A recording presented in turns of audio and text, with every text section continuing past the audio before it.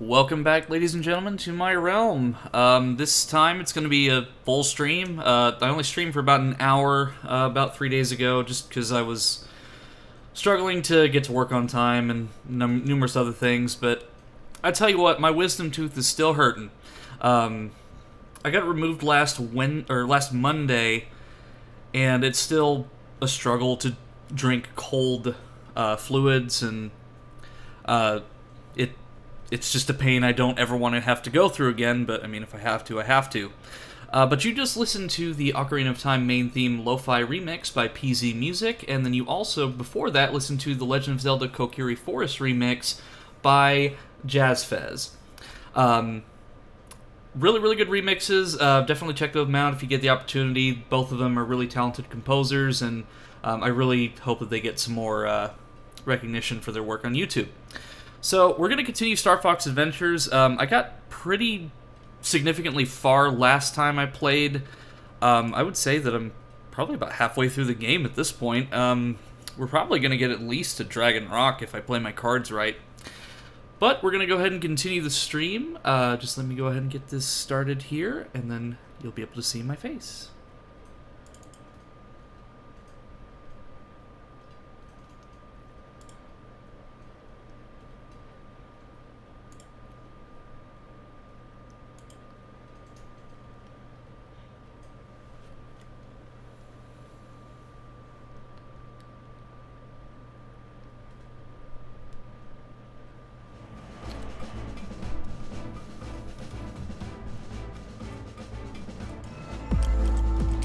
Welcome to the stream. Good to have you here. It does take a minute for the software to actually detect the game, though. I promise there's a game on screen. It just usually takes it a minute to actually detect what I'm actually playing. There we go. But yeah, as I said, we are probably going to be able to get at least... We're probably going to be able to finish this probably next stream. I don't think I'm going to be able to finish it today, just because there's a lot of padding, and I've only gotten 2 Krazoa spirits so far. But either way, according to this, I'm 43% through the game already, so yeah, we're definitely going to probably finish this in the next stream, if not getting really close on this one, if I play my cards right, because... even as a kid, Cloudrunner Fortress gave me a lot of trouble.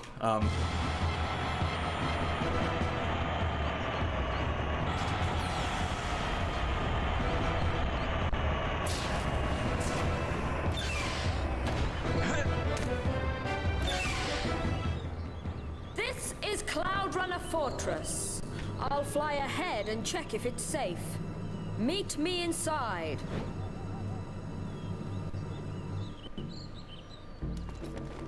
Okay. Just gotta check something real quick.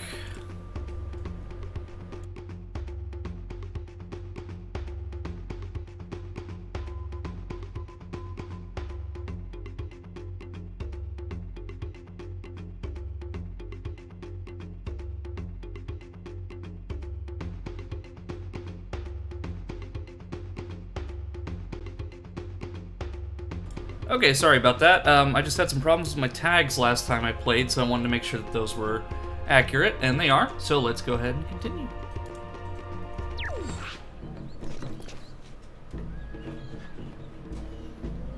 So how is everyone doing today? It's been definitely quite an adventure with this wisdom tooth, I tell you what.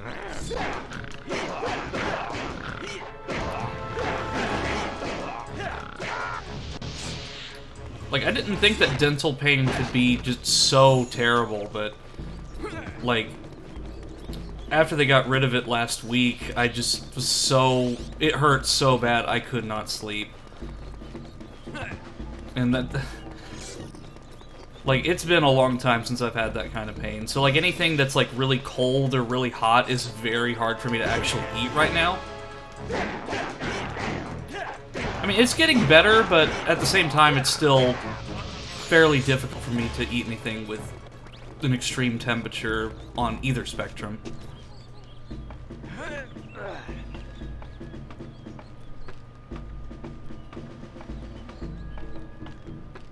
Oh yeah, I could have probably just fallen down that ladder.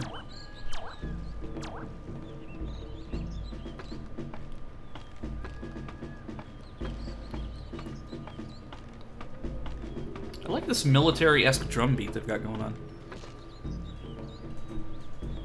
I'm doing good, more listening here than watching, but I'm indeed here. Well, that's great.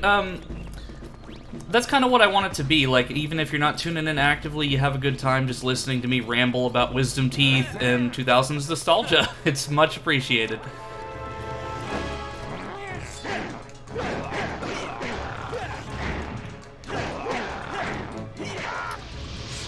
Now, I'm trying to scarcely use walkthroughs for this game just because I'm trying to do this all by memory for the most part, and I'll be honest, a lot of these areas I don't really remember much of. Like, I remember the areas past them, but I don't remember how to actually progress in certain areas. If I remember right, I have to actually go down here and do a puzzle. But I could also just be misremembering certain things from the game experience, because it's been well over probably like 13, 14 years since I've played this completely.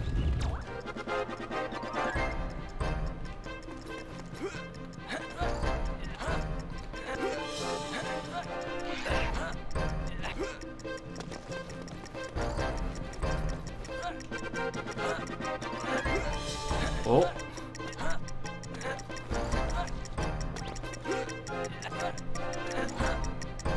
Alright, come on, Fox, come on, come on. Oh, just by the skin of my teeth. Okay, yeah, so I was going the right way. I mean, there really wasn't anything else for me to explore, but I was able to get it, at the very least.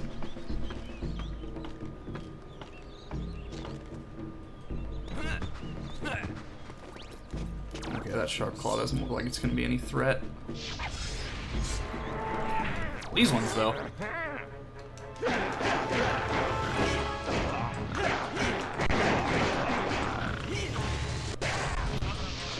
Now, for this stream, I opted to not use it, but next stream, I'm going to try an experimental software that NVIDIA has created, called NVIDIA Broadcast, which takes out a lot of background noise, makes the audio sound a little more crisp. And while I do use a studio quality microphone, the only issue with that is that I don't have a studio environment. So I do tend to get a lot of background noise, especially from my fan, and my computer and all keyboard clicking and whatnot. But really anything that can improve the stream, I'm definitely going to try to do.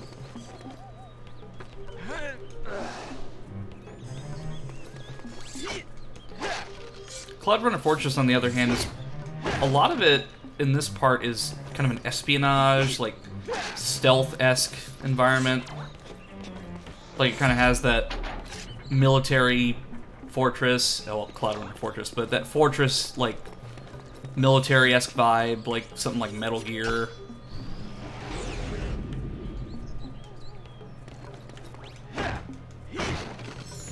But this location has probably one of my least favorite side quests that is, well, actually it's a main quest because you have to do it.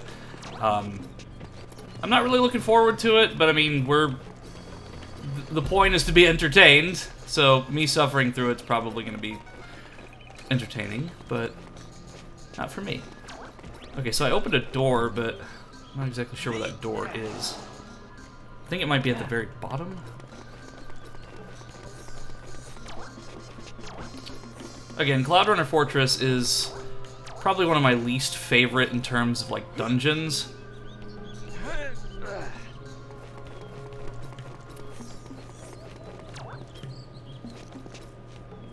Yeah, I'm guessing it's probably at the bottom of the shaft here.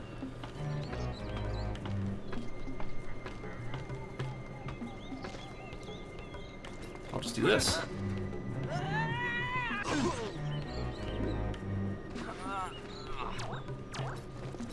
Okay, so that just leads me back here. I mean, there's more than one way to get to the bottom of the shaft. You know, I say that I'm gonna make substantial progress in this game, and then I do things like fall off the top of this shaft.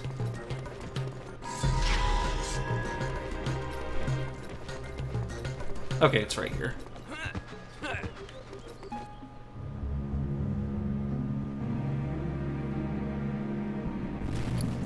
I know it was the fox that set you free. Now where is he?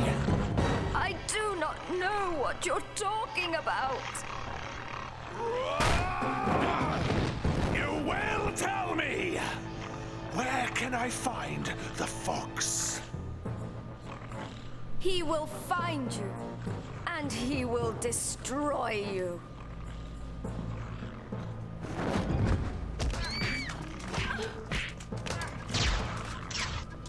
Stop! It's over, Scales. Leave the queen alone. Enough! Take her away. The famous Fox McCloud. How nice of you to pay us a visit. Why don't I show you some of our hospitality?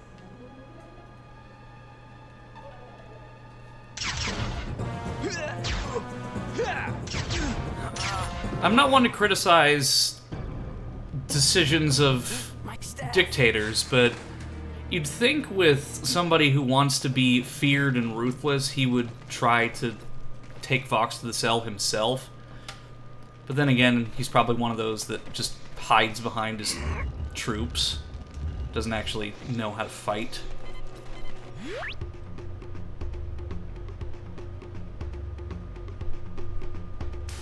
Hope that helps you.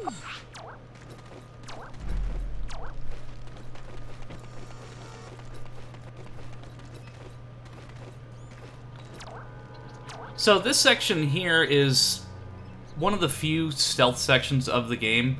So right over there, we have a sleeping Sharpclaw, and then there's the staff in plain view. Now one would think we could just go over there, grab the staff, and kill the guard. But if we are to make even a little bit of noise, like this.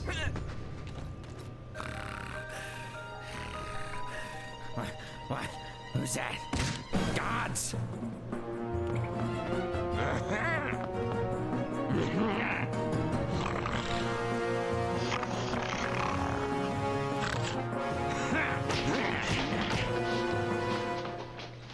Yeah, Fox gets pretty, like, beaten up in this game. Like, it's unreal.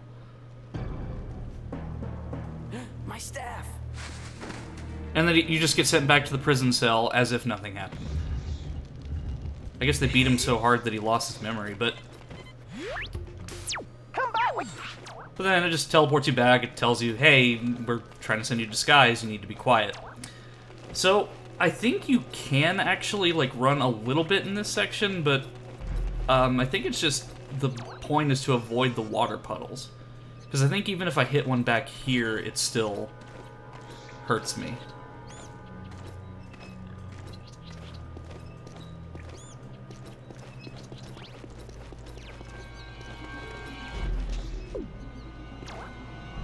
Okay, that's a sharp claw crate. I can't use that.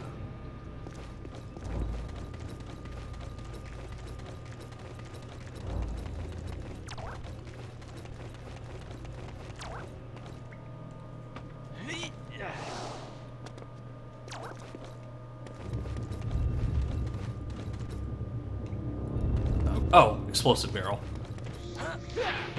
That I just...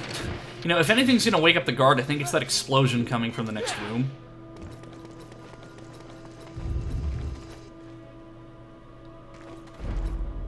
And now it's just a waiting game.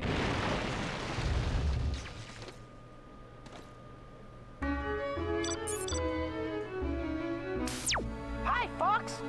I've been studying the mission, and I think this will help you.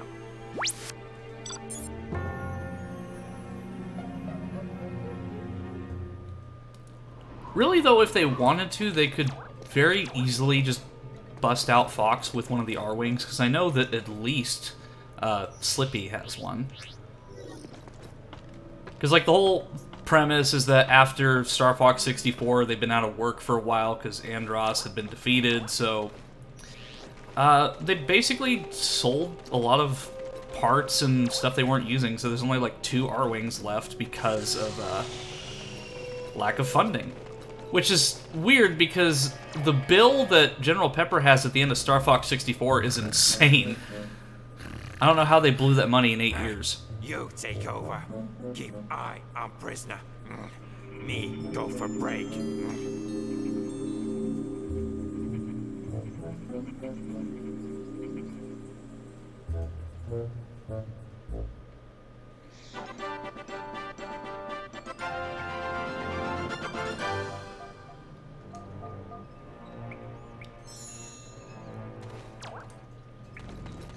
Okay, so now I can free all the dinosaurs in this area.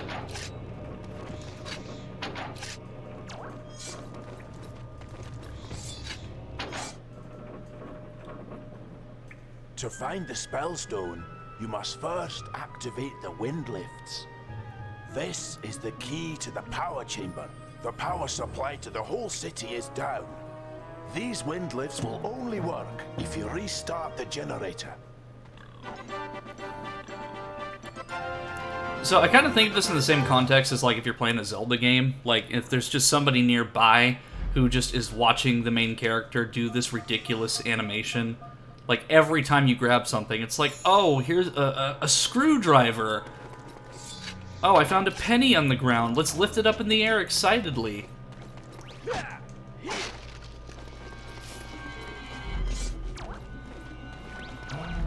Okay. I don't think there's anything back in the prison cells, but I'll check just to be safe. Okay, it's just, crates. Because there's not going to be any key items or anything back here, but it's just better to check just in case, because there might be like a scarab crate or something.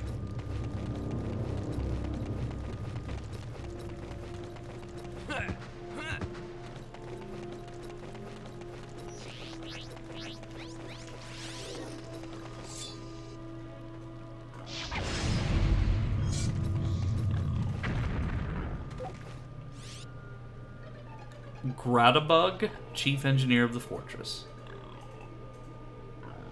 And he's making, like, pig noises.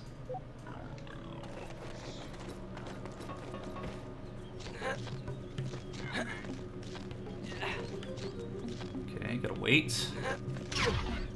Oh, wow, that thing has ridiculous range.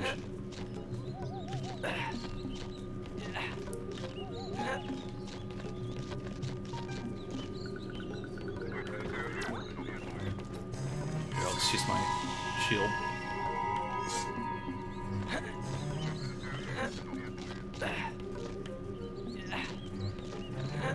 See, they kind of sound like probe droids from, like, Star Wars. Because they have that same, like, NASA-esque broadcast signal.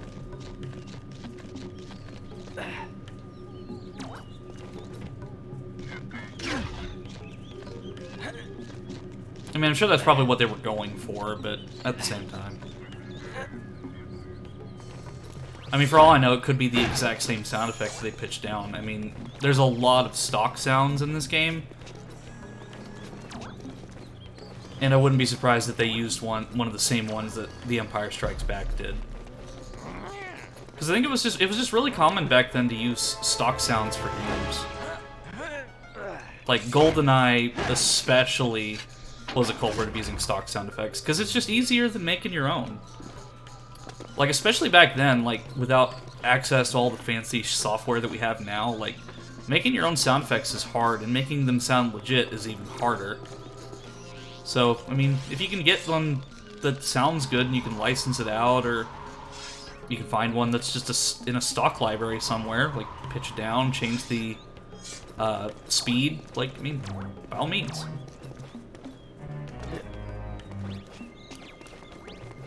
Okay.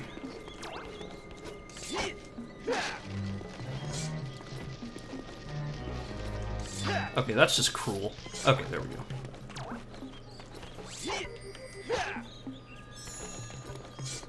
Actually, I'll keep the staff out because... But again, Cloudrunner Fortress is probably one of my least favorite locations in terms of puzzles, just because I get lost a lot.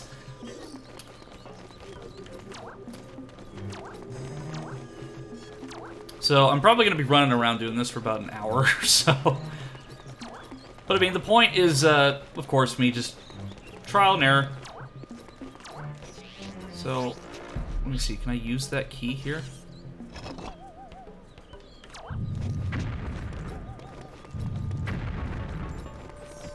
Okay. So I think I need to actually find, like... Because I don't think I can use, like, my staff to power those. Yeah, I need to actually find the various keys scattered around the fortress. But at the very least, I've got a goal in mind.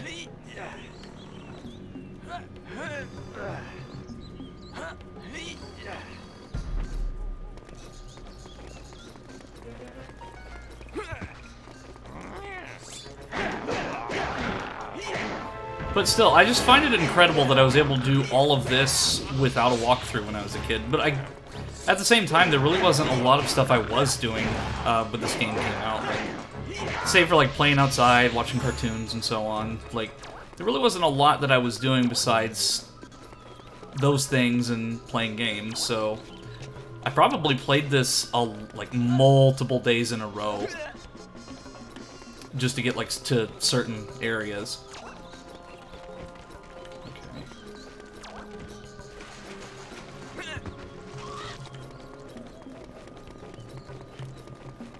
So, let me see if there's anything in here. Because I can't use that because the gate's blocked up there. I think that was me going the right way, but... Oh, shit. I'll go ahead and give that another go and see.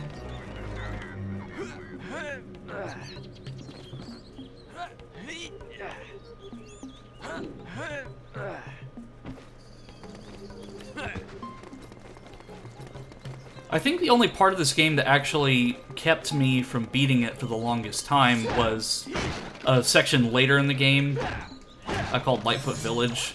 I won't spoil anything for those who haven't played this game before, but there's a section where you have one of those mash your A button to progress sections. Okay, so I can't make that jump.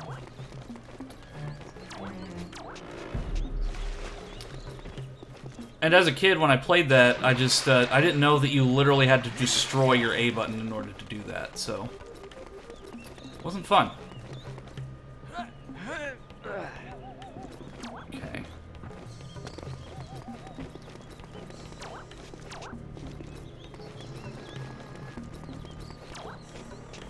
I haven't tapped out yet. I'm not going to use a walkthrough. Trial and error.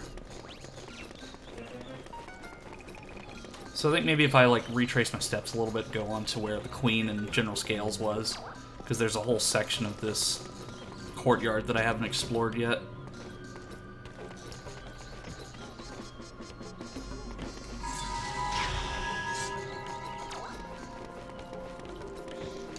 Yep.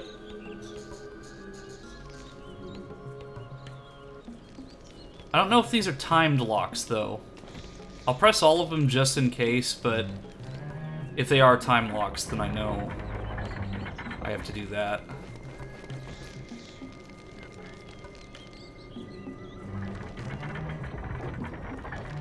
I mean, I don't think it would, like, have me do that.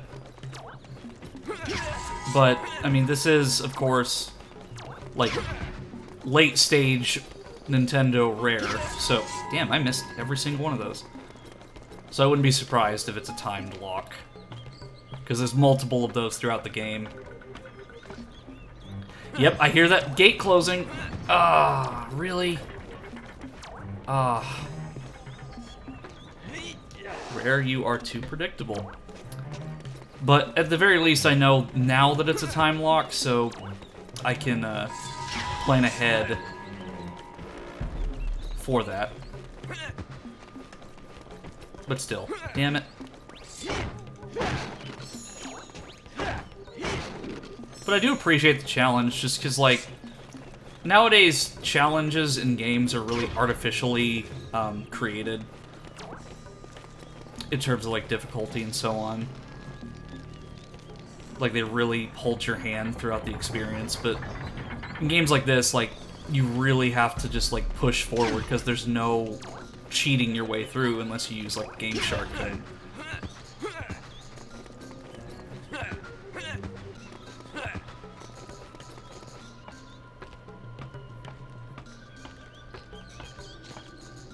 Alright, Fox, run! Okay, cool. I think this is one of those, keys that I need. Yeah.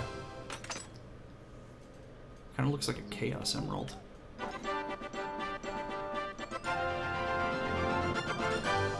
This is a light gem. Place inside the Fortress Generator Room to reactivate the power around Cloudrunner Fortress.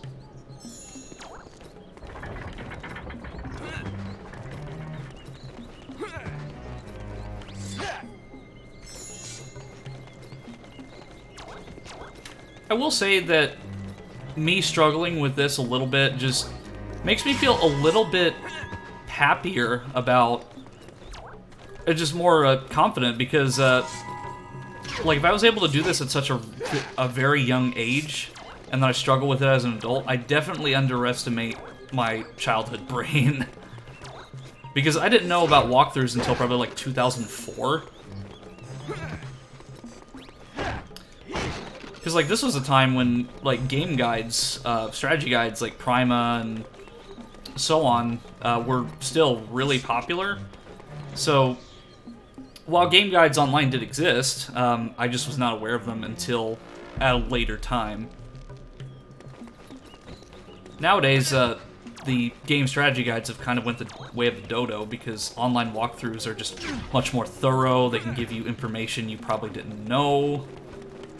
And I also am probably going to miss this opportunity, because I went the wrong way. Yeah, because I'm supposed to go up there. So, let me kind of plot my route a little bit. So, it's that door up there. And if I go up there... So I'll actually do that one last, because this other one's just right over here. Because it looks like I have to plot my route a little bit more with that one. Because I was looking at those crates to the side, and I was thinking, oh, well, what if I just go up there?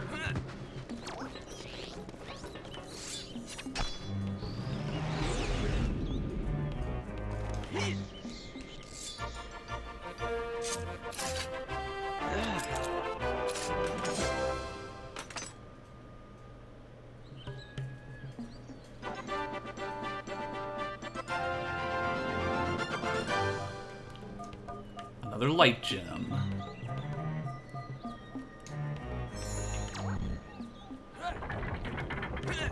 Seems like... Wait, what's that?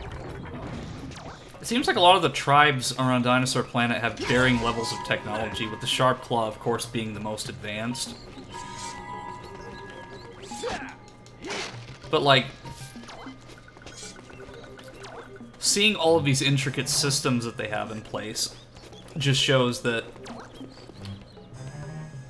they're definitely, like, a lot smarter than Fox and everyone else gives them credit for. Okay, so I need to go up there, so let me see. Maybe I could use that door over there. I mean, I'm not too worried about these probe droid things, just because they do take a lot of health. But there's plenty of health items around where I can take the hit. It's more of just getting there in a fast manner than getting there in one piece. Because, like, if I have, like, 2 health left, I still made it. Okay, so this is a wind tunnel that I can't use yet.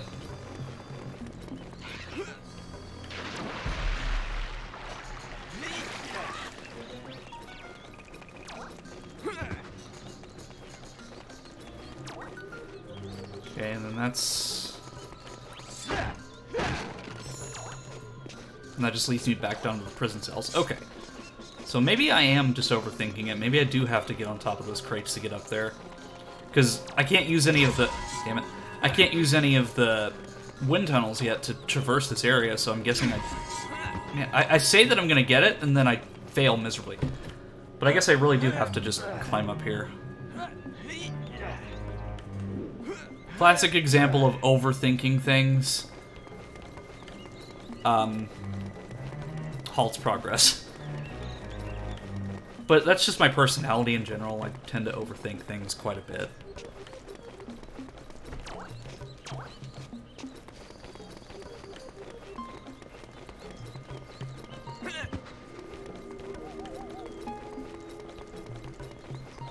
But I mean, in comparison, in probably the multiple days...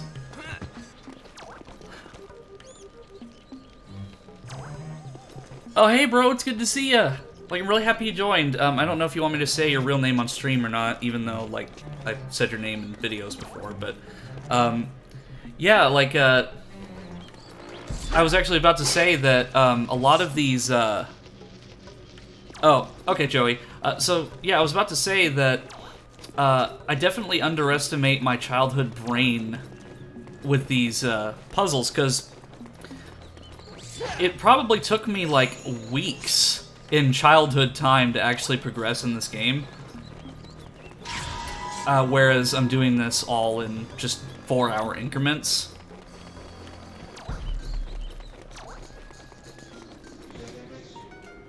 Because, like, because a lot of that time when I was a kid playing this game is really fuzzy. Like, there was school and, like, playing outside and, like, watching cartoons and so forth, but, like, a lot of other time was playing games, because that's really all I had to occupy my time with, and, like, something that seems like it didn't take long to beat could have taken probably, like, up to, like, 6 or 7 months.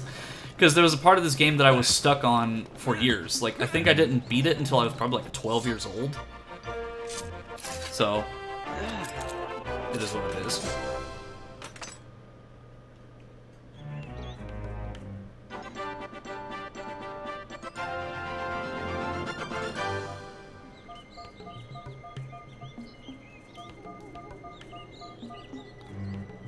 Also, if you haven't already, bro, shoot me a follow. I do appreciate all of the support from all of the team. Even though this is a different venture than what I usually do. Yep, because you also get to see the Dancing Virgil GIF. But yeah, this is just a separate venture. I'm just a lot happier doing this. Like, I get to be myself a little bit more. Or, actually, a lot more. I'm not constrained by expectations of a YouTube audience.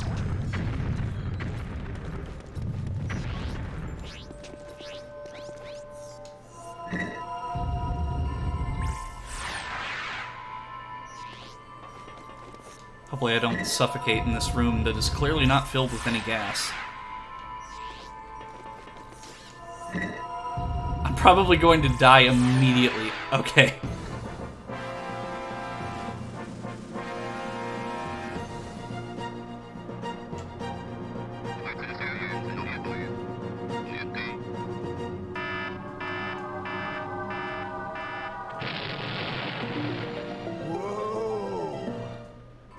And thinking about some of these puzzles, though, like, I think it's just that, again, there was just no time to really do anything else but play games.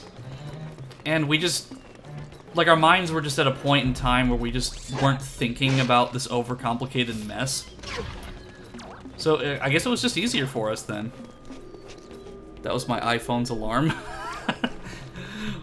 Yeah, like I mentioned earlier in the stream, a lot of these older games use stock sound effects, and Rare is definitely a perpetrator in that. Like, a lot of GoldenEye sound effects were reused from old movie stock. Which, granted, of course, it's a movie-based game, but like the suppressed pistol, for example, I think it's the PP7 is what it's called anyway in GoldenEye. Done well, Fox. My name is Gradebug, Cloudrunner's chief engineer. The Queen has been imprisoned within her own royal chamber as an example to the rest of the tribe. Only she can help you find the Spellstone. The wind lifts will lead you to the sky dock. But the sound effect for the main pistol in GoldenEye was actually created for a movie from, I think, 1942. And of course, you've got the Wilhelm scream and all those other famous stock sound effects. So that wind tunnel doesn't lead me anywhere, so I need to go find the other one and reverse the polarity.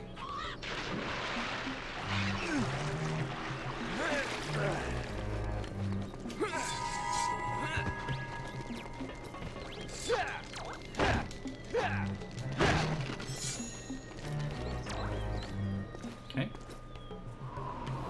I don't know what I'm going to stream after Star Fox Adventures, because I am playing Skies of Arcadia in tandem with this, but I'm not sure what I'm going to do next. I mean, I might just stream like random games until I find something that suits my fancy.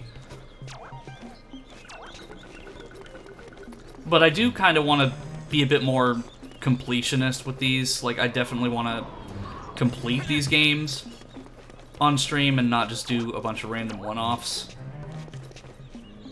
I don't know, but some stock sounds, Wilhelm Scream in particular, take me out of a fantasy. Yeah, because the Wilhelm Scream, like, because it's also just because it's been used so much, like, it being in Star Wars, Lord of the Rings, like, it's kind of like that go-to sound effect that everybody uses for comedy relief, and, well, it's great to have that as an Easter egg, because it's a very valuable part of film history. Like, it just adds an unnecessary slapstick humor to a film.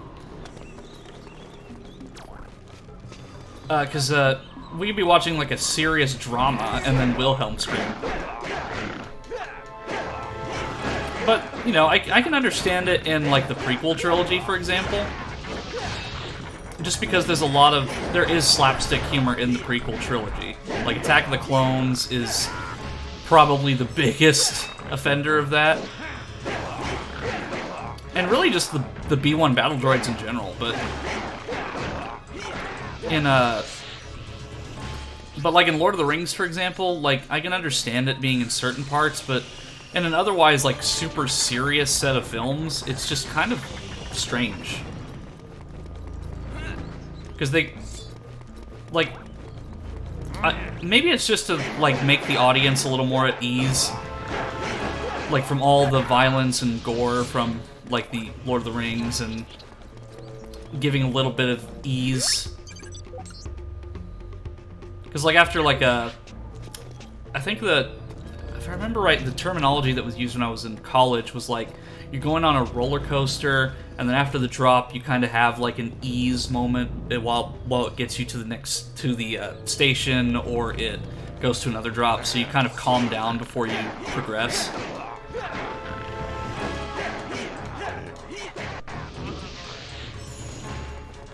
I don't know, that's kind of why I didn't really, pursue film any more than I have. Just because it's, I don't know, it's just... It's hard to make a film that you want to make nowadays because editors and Hollywood just really take away that creativity from you.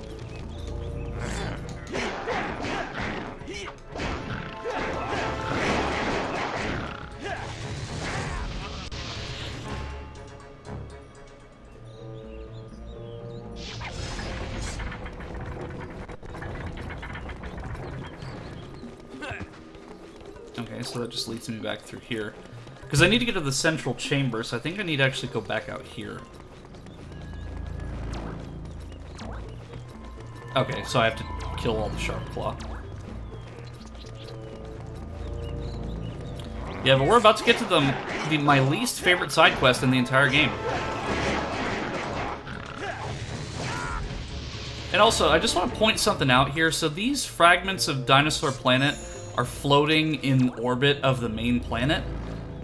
But my question is, did they take a chunk of the atmosphere too? Because there's... Clearly the air is breathable, there's clouds. I mean, there's an actual sky, so it's like... It's almost like they took individual parts of the atmosphere with them. But I mean, I get it, it's a fantasy game, I need to suspend my disbelief, but it just looking at it kind of like... irks me in a weird way.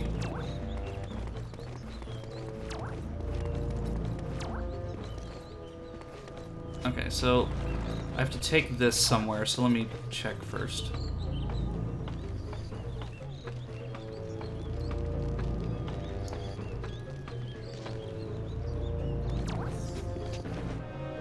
Okay.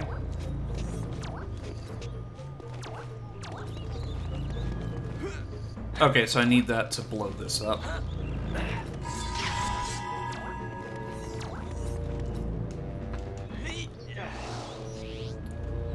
So the Sharp Claw Disguise, thankfully, is not just a one-time use thing. So you actually do use it in different parts of the game. So like, for example, there's these specific crates that it can only be picked up by Sharp Claw.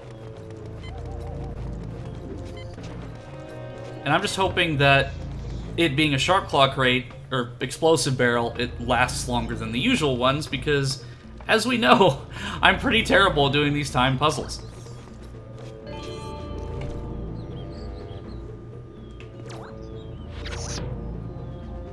And I think the explosive timer actually stops while it's on the crane.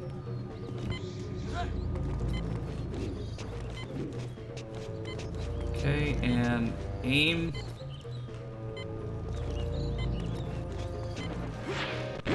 There we go.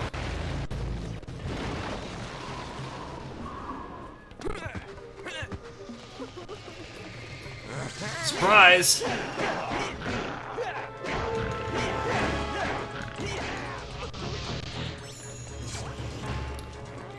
I don't know, for those in chat, like, what are games like this that kind of, like, you know, like, you were able to progress, like, really far into it, but, like, as an adult you struggle with it? Like, are there any games like that those in the chat who have played, that are hard now, but were surprisingly easy as kids?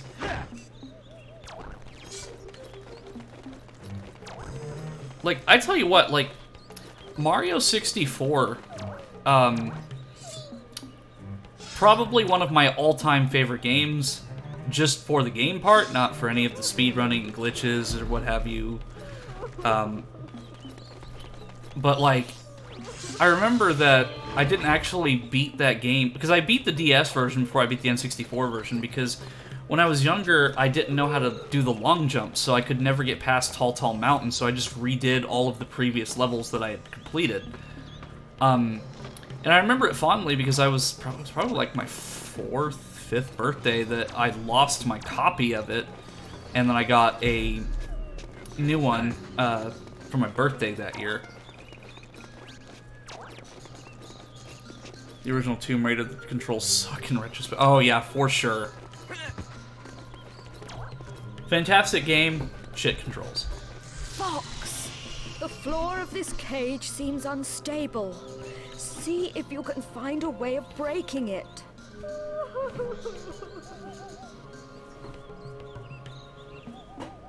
Okay, gotta readjust my chair.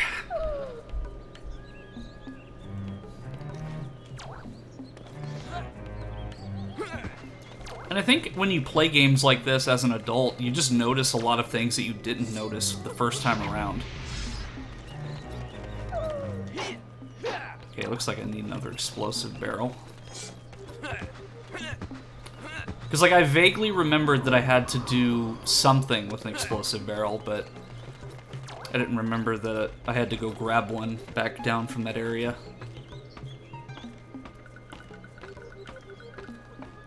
Space to shoot, alt to jump, I think. And mouse look required. Oh, gosh. Yeah, like, for example, I really love the original Doom and Wolfenstein, but, like, you know, like, I struggle with that control scheme. And it's the same thing with, what was it? The original Resident Evil. Like, it's hard for me to play, like, Resident Evil and Resident Evil 2, the original, and so forth, just because I've just never been good with tank controls. Like, I love those games, and they are, like, a vital part of gaming history, but it's just, I'm just not good with them. because I was a Nintendo guy growing up, so I just never played any of those games when they were popular. And because I was at such a young age that I just didn't want to touch anything like zombie related or horror. So, how do I get this barrel over there without it exploding? Oh, I used the tunnel down here, that's right. So I actually have to go back down there.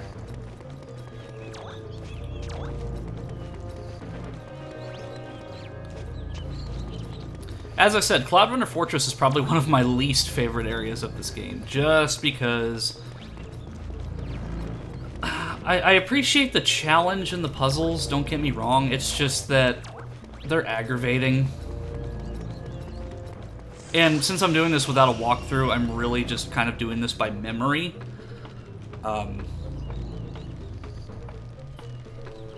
And this memory is also from like 14 years ago, so like definitely don't expect me to do this like 100% like MLG perfect or something, because that's not gonna happen.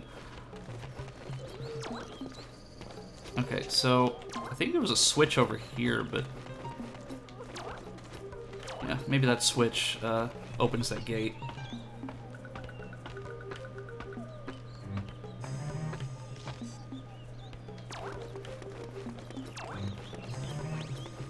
And I can't get over there yet.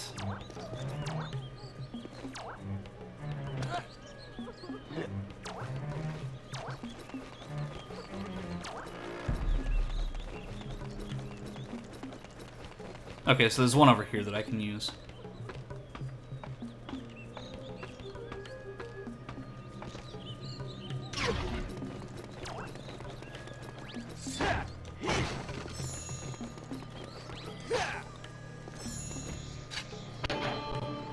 Okay, good. But I don't know if that actually opened it, or if it's just one of two switches that I have to use. Because there's one over here, but I'm not sure how I actually get over there. Oh. I was doing it in reverse. Again, it's stuff that I can figure out now that probably took me months when I was little.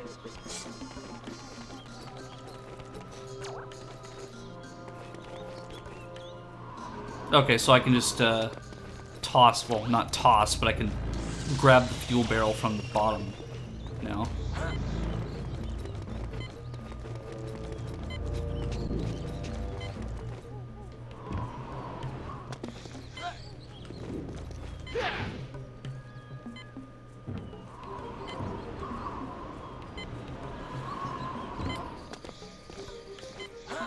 Also, riddle me this, why do the Sharp Claws have timed explosive barrels?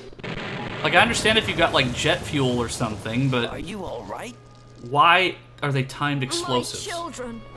When I was captured, they became scared, and are now hiding around the fortress. Please, take this. Use it when you hear them. Its call will guide them back to me. If the Sharp Claw find them, I fear they will leave the fortress forever. Alright, Queen Cloudrunner, let me just point something out here. They can't leave the fortress because you are literally in orbit. If they try to leave, they're literally going to space themselves and die. Like, I hate to be the bearer of bad news for you, but still. So, I'm getting a little flustered. Fake flustered, but... or angry. I hate the side quests so much. Because you have to literally go around every area of Cloudrunner Fortress to find her children. And you have to do it within a certain amount of time, otherwise you fail, they steal your backpack and staff, and then you have to restart. I mean, maybe it's not as painful, famous last words, it's not as painful as I remember it being as a kid, but at the same time, I just really do not like the side quests. Because I know there's like 2 of them that are out here.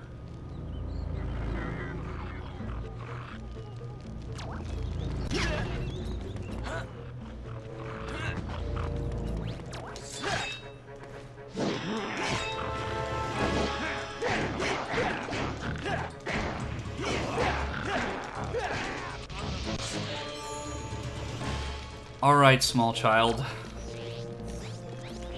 Let me play the song of your people. If I can find it.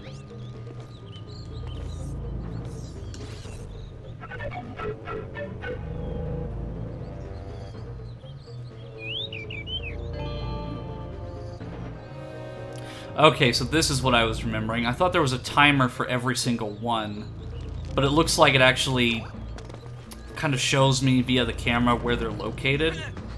But at the same time, it's still a little aggravating. At least I have this tunnel.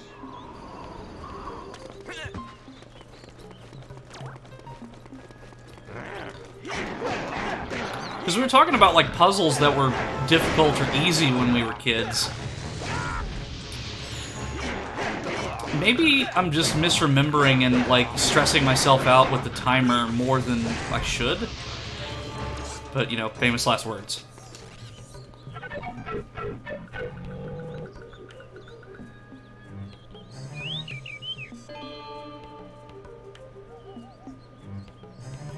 Okay, so I think it was this one that I always had trouble with. Because you have to go to that area and then boost up.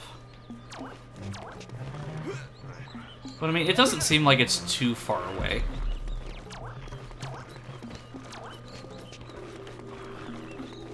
Yeah, because all I have to do is really just go over here to this ladder that's... Whoa! Apparently not.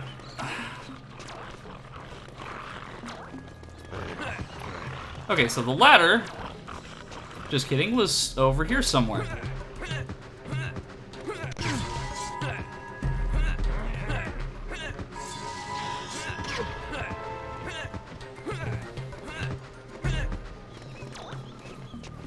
Okay.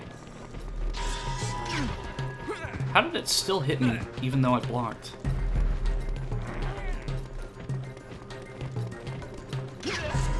Yeah, these things are probably going to kill me before anything else does. Okay, right here.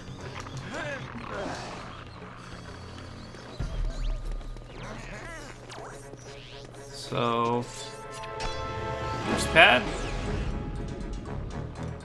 Save the child Cloudrunner.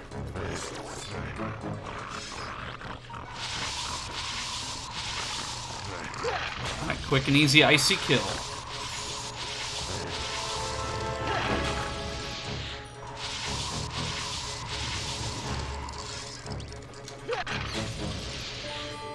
Alright, child, you've been rescued.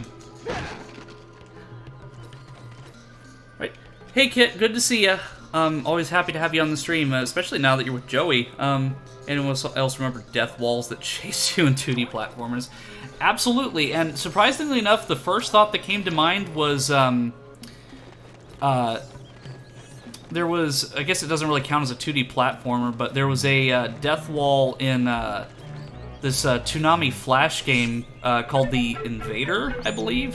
It was a promotional tie-in game for one of Toonami's real-world event things where Tom's ship was being taken over by the Invader, and there was a game that they made of it, and there's a portion of it where the Invader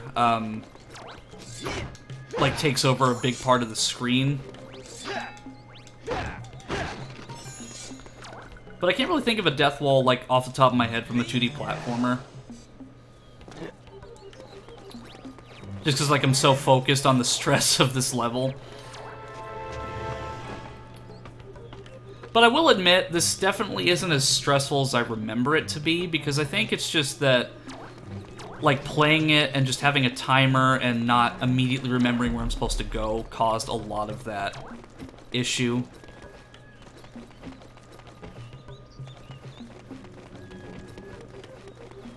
I think it's just a matter of me finding my way to the right location.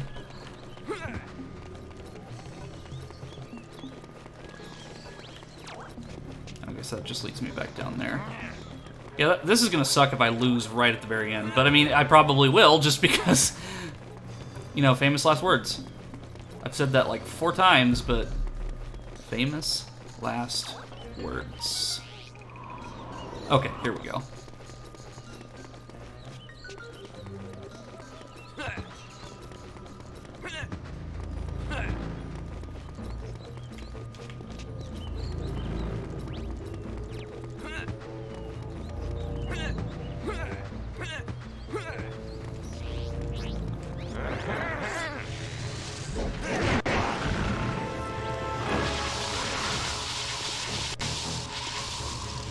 1, 2, 3, and 4. Oh, that's lame. It took away my crystals. I gotta go to work soon, sadly, but I just thought I'd drop in and say hello. Well, hey, like, just dropping in to say hi is great. Like, I'm always appreciative for you guys coming in and saying hi on the stream. Like, it's definitely helps me feel a lot more confident in what I'm doing. Because, I mean, hey, like, Kit, you streamed well before I did.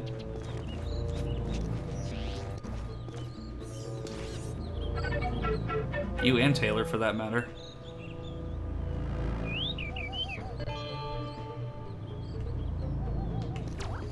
Okay, so that's all 4, so now I can return to the Queen Cloudrunner.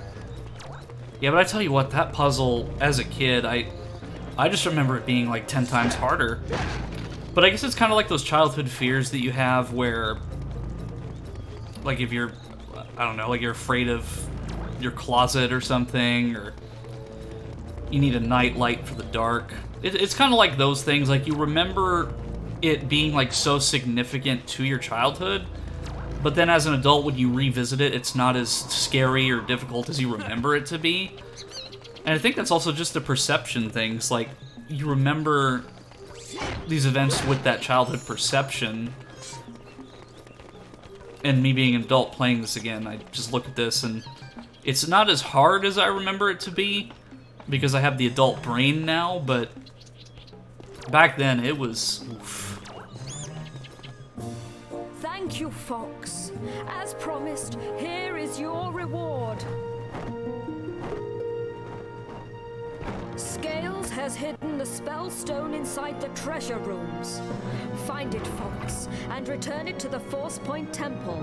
Our planet is in your hands. Okay, well, I didn't think that Cloudrunner Fortress was that short. Again, we're talking about a perception thing, because, I remember it being, like, a lot longer, but I need to get some, staff power before I go there, though. So I'm gonna find a room that actually lets me get some staff energy before I move there.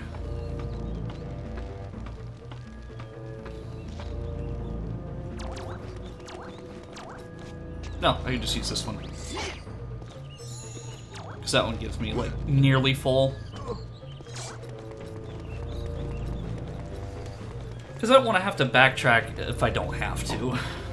Especially because I'm really close to getting past this. Because, like, this is kind of the point where you can see a little bit of rush development just because of certain points of the game where, like, there could be more, but they definitely, like, dropped the ball a little bit. But, I mean, I understand, because, like, they literally had to change what game they were making midway through.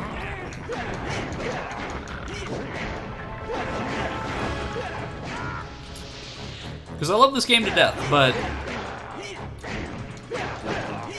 like, as an adult, I can criticize it for its faults.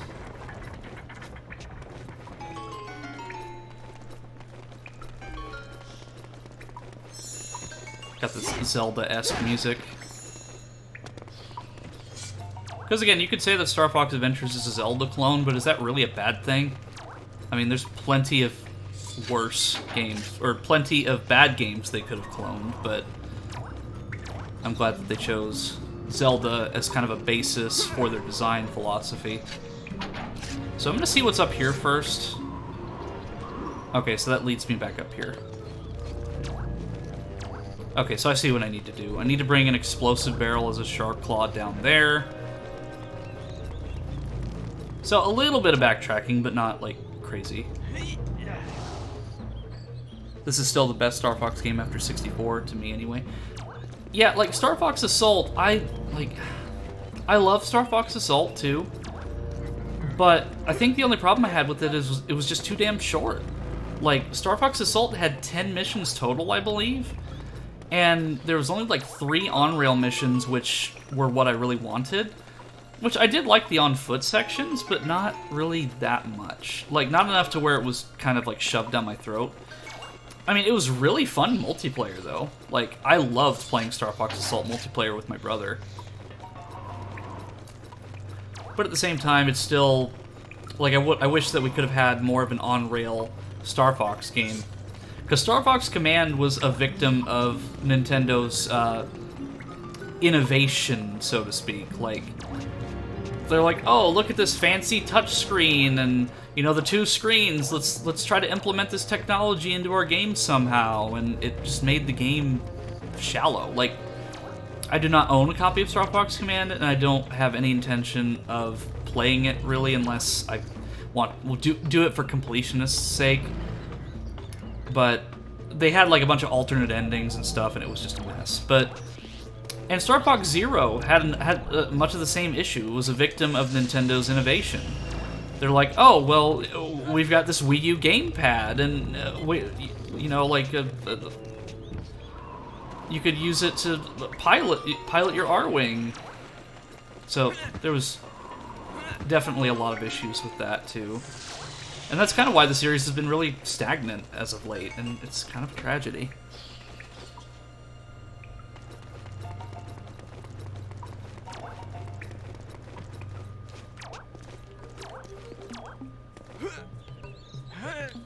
See, I wonder if I have to use...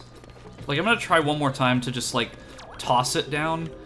But if that doesn't work, I'll just use the wind tunnel, and then I'll just change the direction the air is going while that explosive is timed. Because I'm just not sure which one it wants me to do. Because I know what I have to do. I need to get that barrel down there, but I don't know if I need to do it a certain way. Because, like, if I get up close to the edge and I just drop it, I should be able to... Yeah, there we go.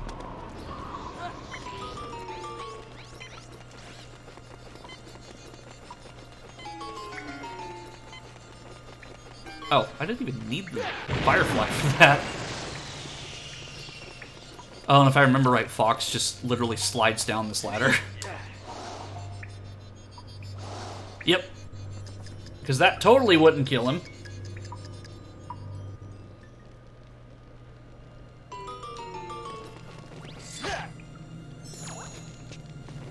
Okay, and if I wanted to go back up, I can use this, but I don't have any need to.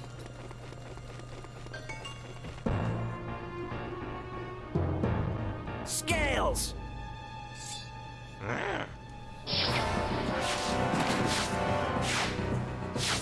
Get the spellstone out of here! Damn, Fox, did you go to the Imperial Stormtrooper Academy? I mean, shit. Huh? Can't hit the broadside of a barn with that thing.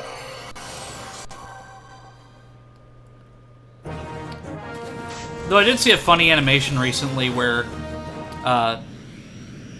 like, the Stormtroopers actually got, like, proper training.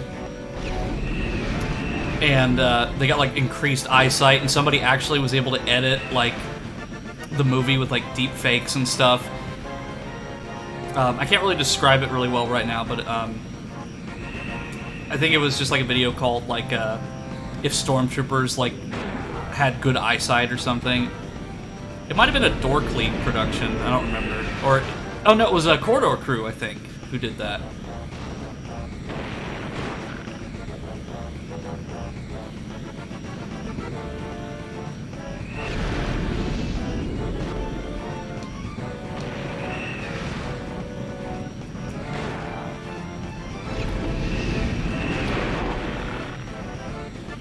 And also these sections here, this racing part was part of Dinosaur Planet as well.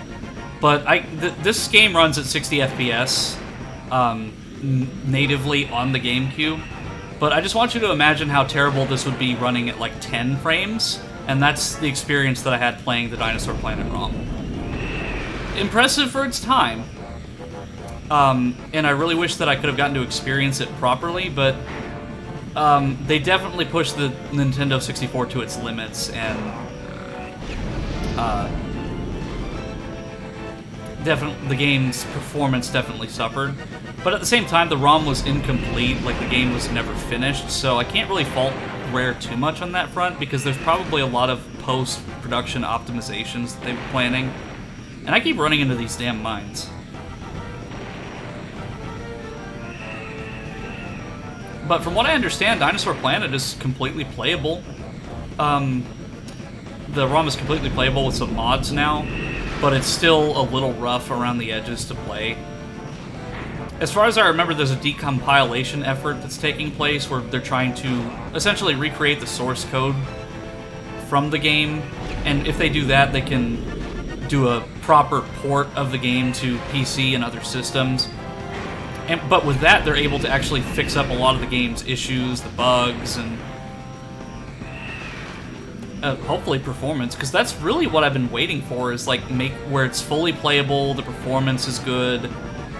Because, like, I'm not asking much from an N64 game that was never released, but it's definitely a part of gaming history that needs to be preserved. Because, like, probably one of my biggest hobbies is, like, looking into lost media, and media preservation. And I think preserving stuff like that is really vital, because it's important. It's an important part of culture. Because I want to say, like, in the last year, there was a couple different things that were discovered through various means. Like, there was a lost Sesame Street episode with the Wicked Witch from The Wizard of Oz, which was, it aired, like, once or twice and then was banned. And somebody was able to get a copy of it and post it on the internet. And I watched it, and I can see why, like, parents would be concerned, why they were scared, but to be honest, like, Sesame Street, they're being kind of assholes. They wouldn't give the witch back her broom. That's all she wanted to do, was leave. Well done, Fox. You now have the second spellstone. And with scales gone, my tribe can now start to rebuild their lives. I love Star Fox 64, never got very far. I am grateful. I love how the Mandalorian had those scout troopers. As soon as you get back to the surface, you need to find the Ocean Force Point Temple. Speaking of Star Wars... Yeah, but, I love how the Mandalorian had these scout troopers and try to fail and hit a kid. Yeah, I love that. Like, that scene was perfect because they're like, here, let me just show you how to do this. They pull out their blaster, try to shoot the can, and then they look at each other, and then the other guy tries to shoot. I mean, it's a little bit of a love letter to the fans who have joked for years that stormtroopers can't hit shit. So, you know, some, like, hardcore Star Wars fans probably criticize it, but, I mean, I loved it. Also, a question for production. I know VR is the way to go for this, but I want to make a Super Sentai Power Ranger season. I'm just not sure how all that works. Like, VR would probably be the best bet, just because, see, I remember you talking about that as early as, like, 2013, in, like, a Skype call. You did it again, Fox. The only issue that I could foresee with that is, keeping the cheap look to it. Because, like, you know, Super Sentai Power Rangers, they have, like, that, cheapy costume look that's kind of their aesthetic, like the Toho monster kind of look. I mean, we could probably find, like, models in VR chat or, like, Unity store or something that we could use. Because there's a lot of models that are publicly available now. Like, for example, with Power Rangers Battle for the Grid, there's some high-quality Power Ranger models out there now. So, like, we could use, like, Lord Zed and stuff, but... I mean, it would have to, of course, be, like, a fan project, because, I mean, I don't think Saban Entertainment or whoever localizes it for America would be too happy with that, But, like, there's a lot of stories to be told in the Power Rangers lore. Because, like, as we know, like, the Z-Wave did jack shit because there's still bad guys in the Power Rangers universe. I mean, it's just their way of kind of artificially continuing it. But at the same time, it's like the whole, like, shtick was like, oh, well, Zordon sacrifices himself in order to, like, cure all the villains of their villainy, and then, like, 2 seasons later, we get villains that survive the Z-Wave. Your own models with Rangers and the Civilian. Oh, this would be 2,000% original content, Neo Rangers. Yeah, plus there was, like, a couple fan films and stuff that were released, like those really gritty ones. Zordon died for nothing. Exactly! Zordon died for absolutely nothing! It's like, you killed off the mentor character to try to save the universe, and then, you know, like a season later, they're like, oh, well, the bad guys are still around. He cured all the Mighty Morphin villains. Yeah, exactly. Yeah, and like, there's a, like I've been telling you guys with like AI and stuff, like, we don't even need actual voice actors for this stuff anymore. Like, we can just like use AI voices that we create on our own to make voice actors.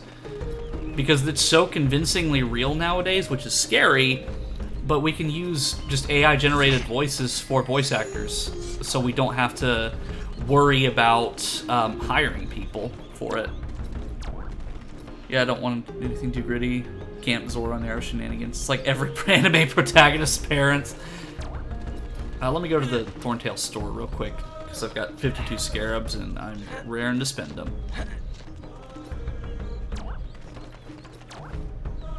Yeah, because I want to say it was either, I think it was Power Rangers in Space where Zordon died. Like, I want to say, like, Lost Galaxy was when they, like, kind of started straying away from that, and they kind of had their own little... Because, like, they were still part of the same universe, it's just the Galaxy Rangers were, like, in a completely different part of the, well, galaxy. But it's been... I haven't probably watched Lost Galaxy and Power Rangers in Space since I was a kid. Save for, like, listening to the theme music every now and again.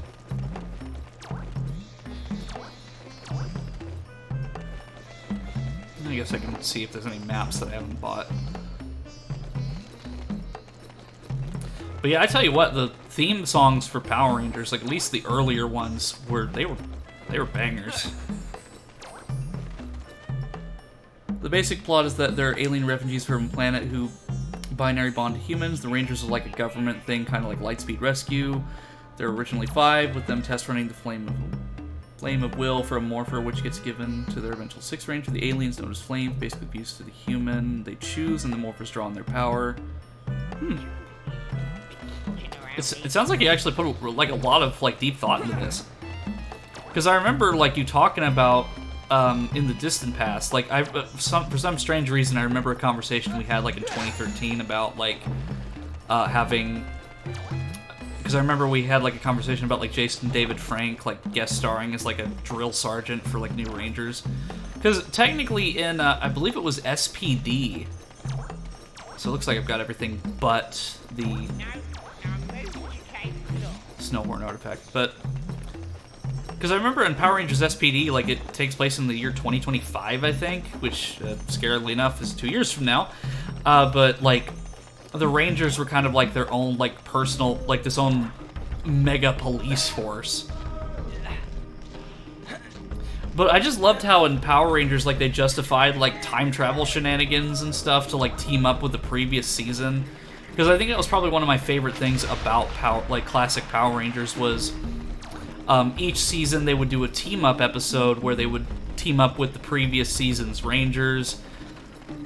And I thought that was just unbelievable when I was a kid. Like, I think it was because I stopped at Operation Overdrive, so the last one that I saw was the Mystic Force Rangers teaming up with SPD, and then SPD teamed up with Dino Thunder teamed up with Ninja Storm, and then I think it was Ninja Storm teamed up with Wild Force, and then but then Wild Force is like anything before Wild Force I've completely kind of like I don't remember anything, like, what came before Wild Force. I don't think it was Lost Galaxy. I feel like I'm missing one, but there's been, like, 20 seasons of Power Rangers, so there's a lot of stuff to go through. The great thing about Neo Rangers is that flames are an entire race, so they can binary bond to a bunch of people, so they end up being like 12. Wow. And see, that's not too out of the ballpark, because there was the Alien Rangers, and then there was the planet Aquitar in Mighty Morphin. So, like, aliens being, like, a Power Rangers plot point in terms of, like, the Rangers themselves is not out of the ballpark. Because it's been done before.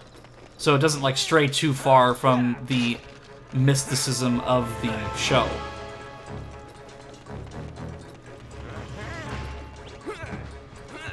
But I think there was an episode called, like, Forever Red, I believe, where, like, all the previous Red Rangers teamed up. So, like, Tommy and the Wild Force Ranger, Power Rangers in Space. I think Lost Galaxy might have made an appearance. I don't remember the episode clearly enough, but it was, like, shortly before Dino Thunder. It was during the Wild Force era. But, like, I believe it was a Serpentera, like, Lord Zed's Megazord had, like, after the Z-Wave or something. I don't remember, but, like, Serpentera was on the moon, and the Machine Empire was trying to revive it so they could basically bring back the glory days of their empire. But how they survived, again, how the fuck they survived the Z-Wave is beyond me. Because if they were on the moon, they were close enough in proximity for that Z-Wave to work, but I guess since they were machines, they probably didn't have a soul, so... I don't know. Power Rangers lore gets confusing. Like, I mean, I still can't believe it's still in the same damn continuity from when I was a kid. Like, it's still the same continuity from Mighty Morphin.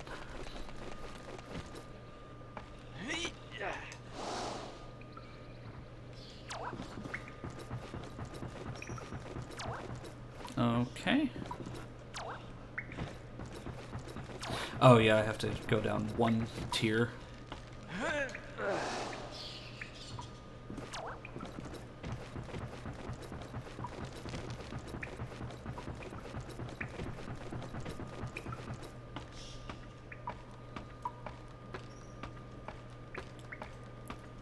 I think the thing that surprised me the most is that Super Sentai's been going on since like the 70s or something, and there's like so many series that have just never been implemented into a Power Rangers season. I think Mighty Morphin Power Rangers was like season 7 or something of Super Sentai. Like, it was a much later season that we know in America as the first Mighty Morphin series.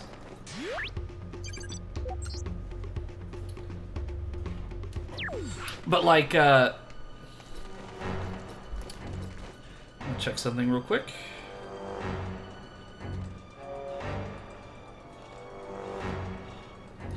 Okay. I had seen that message you sent, Kit, and I was just seeing if, like, somebody was saying something about the stream.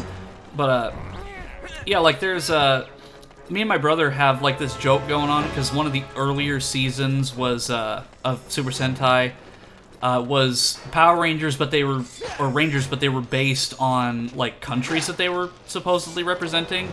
So, like, I believe there was a Kenyan Ranger, there was a Soviet Ranger, which I'm sure that you could see why that probably never made it to America.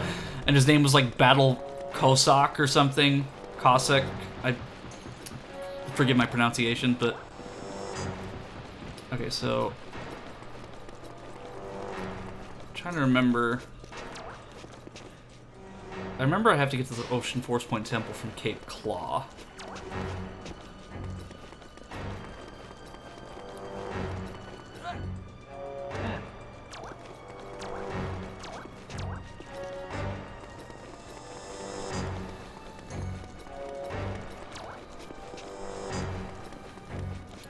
Either that, or I've been just so distracted talking and nerding out about Power Rangers that I completely forgot which way to go. But it's okay. I mean, I'd rather, like, me be distracted and have a good time than, you know, focus, like, heavily on the game and just not read the chat, you know? Like, I want to have a good time, and that's...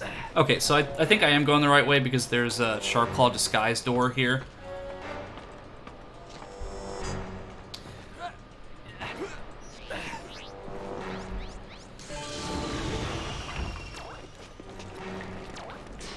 Yep.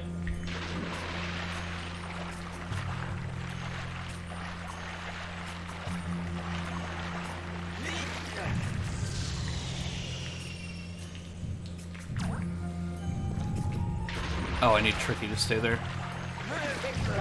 Yeah, I mean, there's a lot of potential because there's so many cool designs that just have never been brought into a Power Rangers season. Like, I feel that, like, they don't necessarily even have to make new suits. Like, but the only issue with that is that with Power Rangers, they reuse stock footage from the Japanese show. So, if America wanted to, like, make their own season with, like, an older generation of suits, because, like, I think the very first one had, like some of, or at least some of the earlier ones had, like, there was a suit that kind of looked like an ant.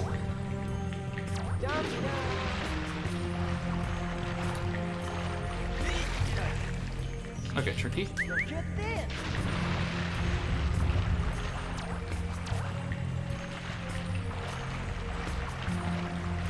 There's something near.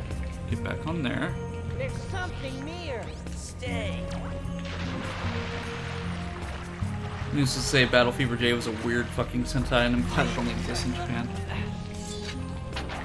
Okay, I'm trying to remember what that switch actually did. Okay, so it takes away the waterfall. Again, Power Rangers, nerding out, hard to concentrate, but again, I'd rather be talking about Power Rangers than something that I'm passionate about. Helps me get, like, in a good mood. Another rumors that they were going to do Bioman, which is a series for Jetman. Yeah, I'll admit, I'm not the most familiar with a lot of the Super Sentai series. I mean, I know enough to kind of get by and be familiar with it, but there's just a lot of them that I never really looked into. Like, the only one that I really know of, save for, like, the ones that we know of as Power Rangers in the States, of course, is the one where it's just the multiple countries that are being represented, so, like, Kenya, the Soviet Union, and so on. Because this was, I think that series was, like, in the mid-70s or even in the 80s.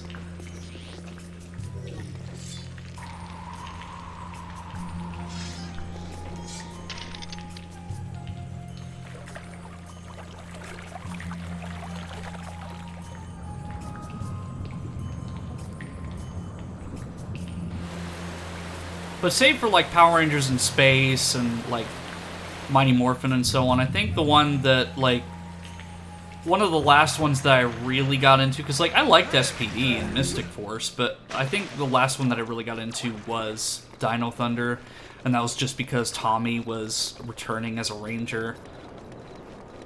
And then I believe Rita Repulsa actually made a return in Mystic Force as, like, the, she was, like, the Magic Mother or something. Which, it was good to see her as a returning character, but she somehow got her magic back, but was using it for good. Which, I mean, of course that was what would happen with the Z-Wave, but, like, as far as I was aware, when she was when she was purified with the Z-Wave, she lost all of her magic. There's something near. Yeah, it's vines that you have to destroy with your flame breath. But in the Ranger, for example, there's a wrath flame.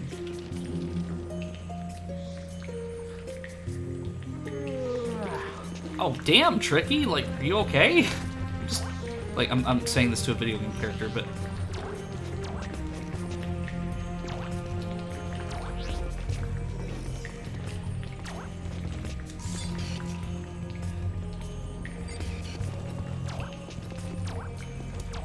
So I need another one, so I think I have to go around Cape Claw and find the other.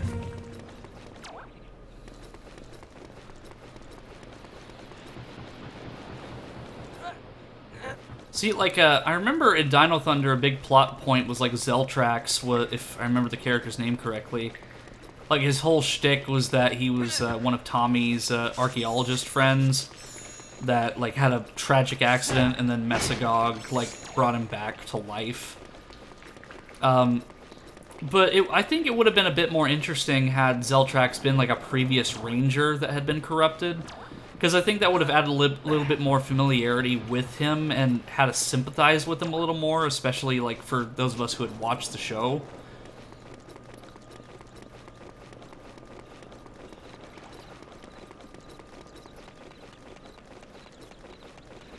But I remember, like, at the end of Dino Thunder, like, Mesogog's, like, final form was, like, pretty disturbing looking for when I was a kid.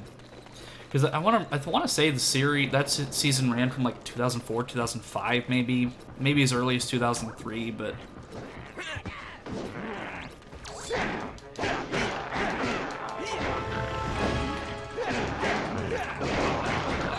I don't know how I missed this Lightfoot getting beaten by the Shark Claw. I mean, dude, you literally have a spear. Hey, you stay away, you stinking furball, or me smash you good. What? But I just saved you. Me trust no one. Sharpclaw say I steal their things, but they stinking liars.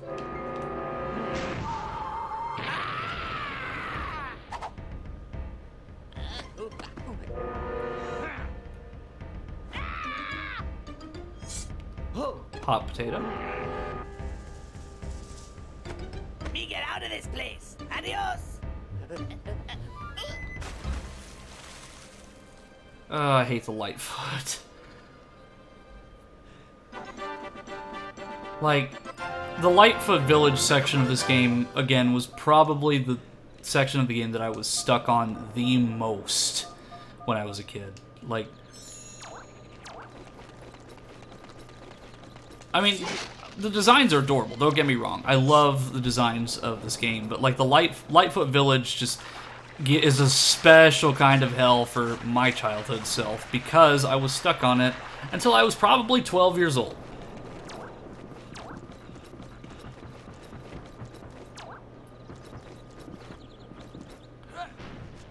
Yeah, Kit, like, you definitely, I would say, write these down. Like, have like a Word document and just like set your ideas down just so you can like reference them later. So like a lot of what I've been doing lately is like when I'm bored at work and I'm just like pacing around, I'll just I'll pull out my phone and then I'll just write down like what I'm thinking because it gives me time to brainstorm.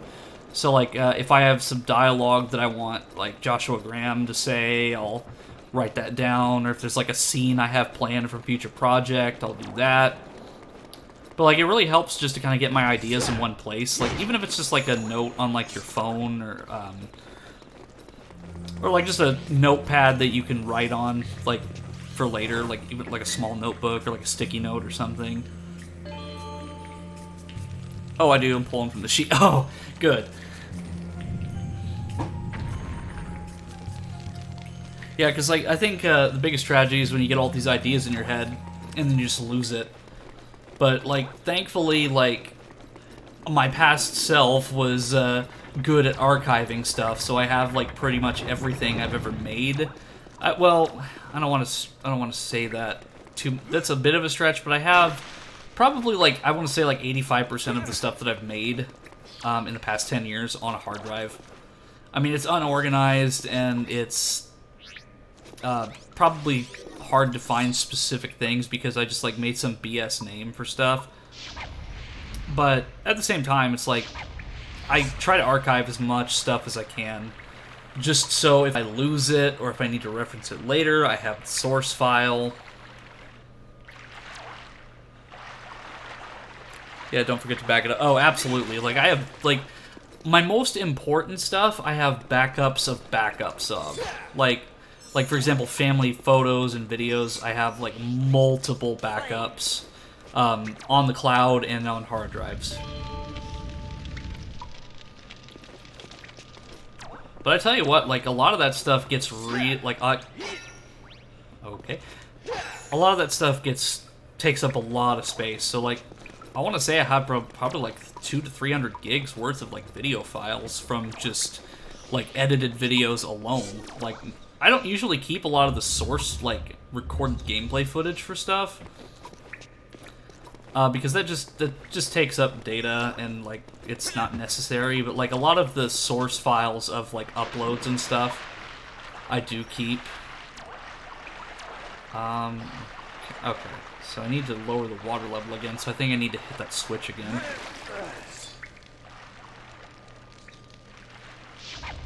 Yep.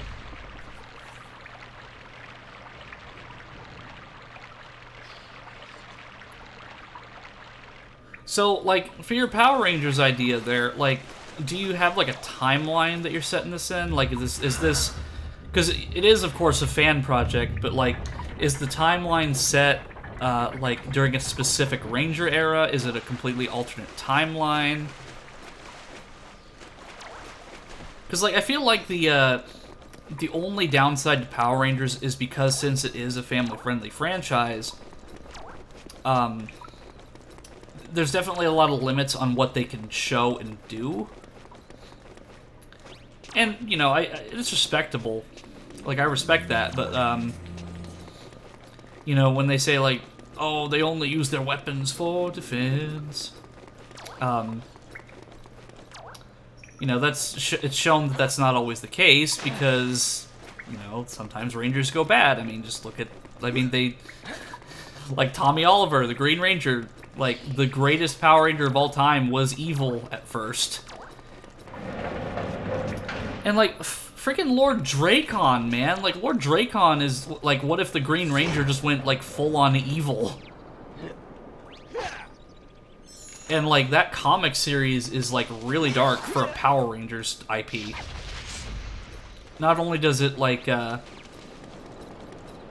fancy the nostalgia of people who grew up with the original series, like, it just shows, like, a more mature side of Power Rangers that I didn't think was even possible. Because, like, it's a dystopian future where, like, Tommy, like, embraced the evil powers that was bestowed upon him by Rita Repulsa. And I don't know if, like, he overthrew Rita or what, but I know that he basically, like, ruled over Angel Grove and the entire planet or something. I mean, I haven't looked into too much of Lord Dracon's story, but I do know that it's a pretty good one. Like, even if you haven't watched Power Rangers since Mighty Morphin, like, it's still a pretty good read from what I gather.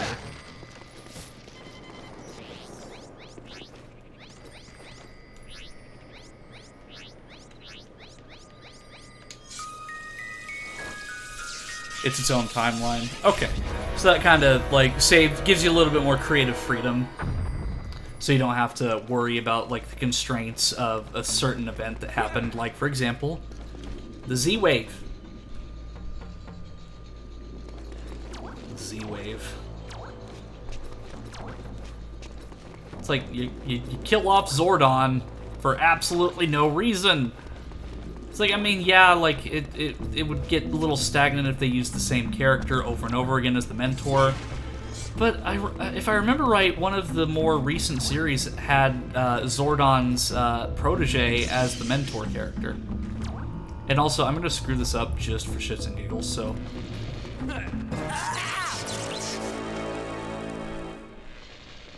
With that shocking revelation, let's continue.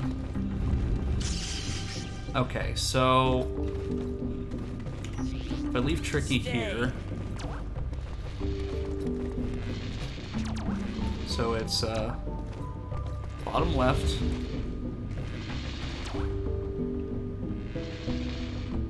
Top left.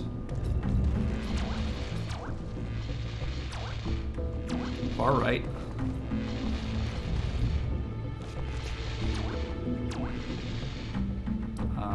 Far left. And then it's just like easy as 1, 2, 3. ABC.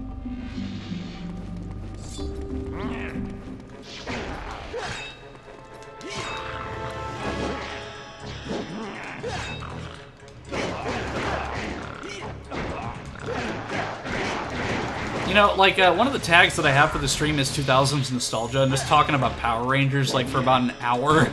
Like, you know, that kind of fits the brand. Like, it's all about nostalgia, baby.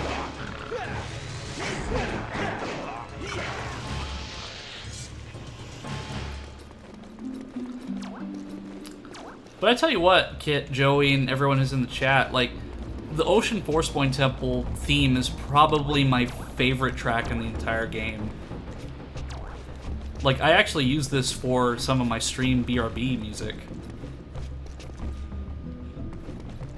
Okay, so I can't go to this door just yet because I need a staff ability for this door. And I don't get that until I return for the second time. Oh, there's a Fire Blast switch. At least for something. Like, I don't know if I have to use that yet. Well, let me just shoot it just in case. Because I think I actually have to go over there in the water.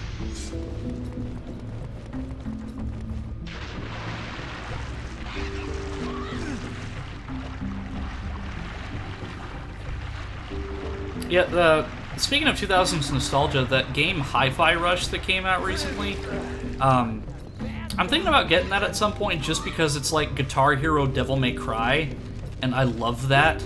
Because there's another game, Metal Hellsinger, that came out also somewhat recently that was basically just Doom Guitar Hero / Rock Band, like whatever your fancy for game you had back then was. But I think one of the ways they described it in a review I saw was that it's this game feels like it belonged on the GameCube, and they say that in a good way because it was a complete game. There was no like season passes, DLC, like obnoxious patches that are like 100-something gigs. Like, it's rare that you get a game like that nowadays, and like, it's basically just like an anime fan's dream because of all the references it has. Like, and not only that, the main character is played by the same guy who plays Prompto in Final Fantasy 15, who is one of my all-time favorite Final Fantasy characters. No! I got lost in my nostalgia, and then I fell into the deep abyss of despair. Oh, here, let me fix the auto mod there. Yeah, because for some reason, like, I'm okay with cuss words, like 100%, but for some reason, like, anytime like a cuss word is said, it just blocks it. Yeah, like, I'm gonna have to probably read some of this after the fact, though, Kit, just because it's a little bit of an information dump, but I'm very interested in it. Dang it, I fell again!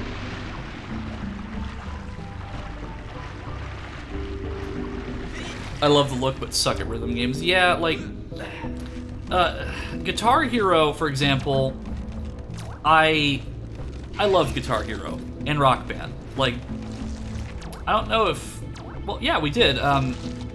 Like, you and my family, Joey, we would play it when you came over for, like, my birthday and stuff. But at the same time, it's like, I never really got that great at Guitar Hero or Rock Band. Damn it. Or Rock Band, for that matter. I could play expert on very few songs, and that was really just, like, songs that have a repetitive rhythm. Alright, Kit, I'll see you later. See you later, bro. It was good to see you, and, like, hell, like, I'm glad that we got to talk about Power Rangers for a while. But yeah, like, you know, if you need my help, just hit me up. I'll see what I can do. I might be able to get some good resources. And like I said, like with the AI voice stuff, we don't even have to hire voice actors. So we can just do this all, like, by ourselves.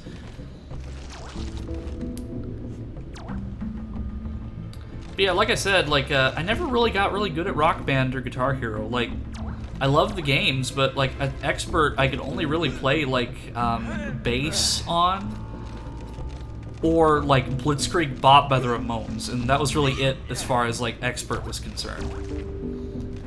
I don't think I would ever be able to get good enough to play like Through the Fire and Flames, because I remember like what was it, like 2008, 2009 when Guitar Hero 3 came out. Like, that was like the song for everybody to like challenge themselves to, and I don't even think I could beat that on medium. It's much less hard or expert. It was just like I could do the 4 buttons easy enough, but once I got to the orange button, like the orange fret, like I just could not do it. Like, I just did not have good enough dexterity in my hands to accomplish that. love the games, but I just, you know, it was more of a casual experience for me. Like, I definitely could not play on hard difficulties. But something that I appreciated with it, regardless, was that, like, if one or more of your team that was playing the game wanted to play on a harder difficulty, like, they could play on that harder difficulty while someone else is playing on, like, easy or medium. And even though, like, Rock Band was the biggest competitor for Guitar Hero, I do appreciate that the controllers had cross-compatibility, so you could use a Guitar Hero controller on Rock Band and so forth. I never tried using the Stratocaster guitar controller for Guitar Hero, but I'm sure that it probably worked. Okay, is that all the switches in this room? Yes, and then Tricky is just in the water somewhere. Oh, hey, Monster Club, good to see ya. You actually came in at a good time because I'm at an hour and 45 minutes, so I'm going to stream for another 2 hours-ish. We've just been nerding out in the stream about Power Rangers and other 2000s nostalgia. But before I went on that tangent about, like, Rock Band and Guitar Hero, like, Hi-Fi Rush looks like it'd be a really fun game to play, because I really enjoyed Metal Hellsinger for the brief demo that I got to play of it. And the fact that Serge Tankian from System of a Down actually did a full-on song for that game was awesome, because I haven't heard anything new from him since he did his solo career.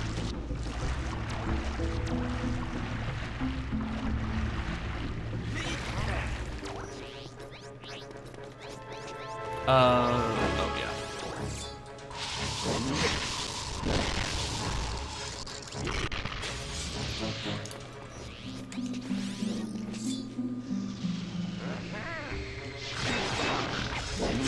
He respawned like immediately.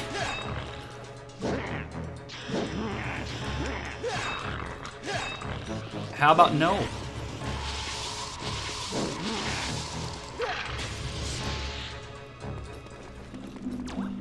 Oh, there's a door here that I missed. Well, I think this is the one that was blocked by the waterfall. Do they use bows, the Power Rangers, I mean? I think some of them do. There's just so many Power Rangers series that it's hard to keep up with, like, all the weapons they use, but I'm pretty confident there's been at least a couple that have used a bow and arrow. Because, like, usually they use, like, swords and, like, lasers and stuff, but, I mean, I wouldn't be surprised if they use some, like, highly advanced, like, archery bow or even a crossbow. Like, there's been just so many series, and it's been ongoing since, I think, like, in 1993, because my parents grew up with that series. And it's still in the same timeline, surprisingly, which is incredible. So, oh, I have to do this.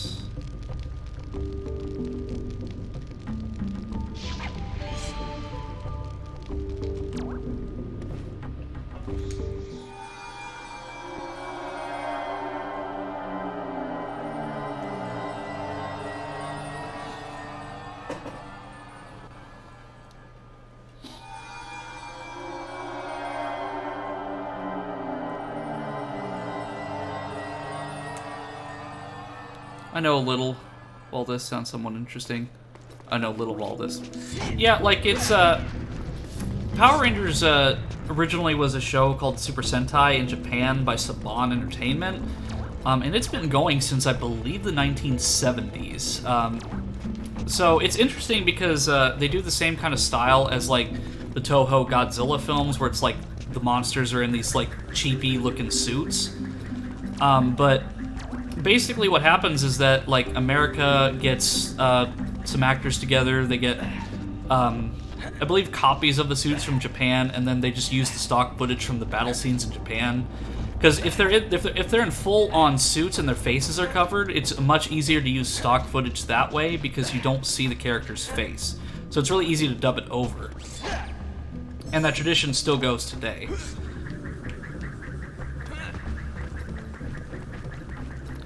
But like, there's a lot of like shows like Power Rangers or just like cartoons that that I really liked as a kid that I just love discussing, because one of the tags in the stream is quite literally 2000s nostalgia. And I think I fell when I was supposed to stay up there, but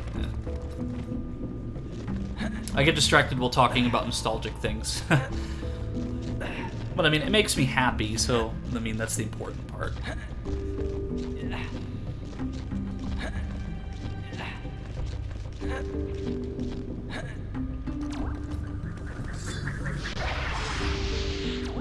Okay, so... Okay, so I think it's the puzzle in the center of the room that I'm missing. But how do I activate it? Because that's where I came from.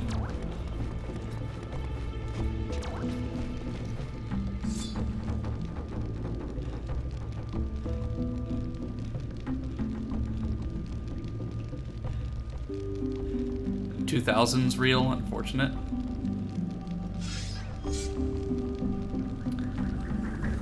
I'm not sure what you mean by that.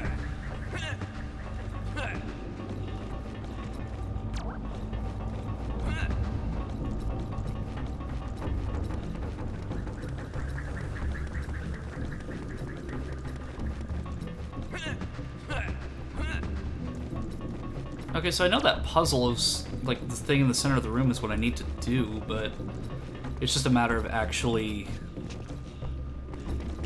activating it.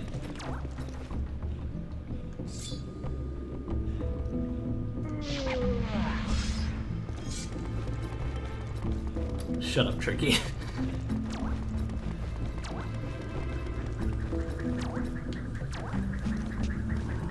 Oh, there's a warp. Well, I can't use it, so...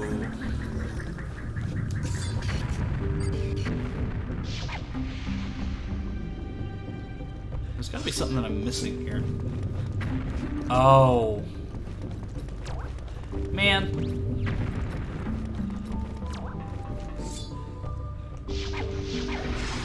Nothing special, didn't even get to live for the 2000s, but I mean, oh, okay. Well, I mean, like, there's a lot of 2000s culture that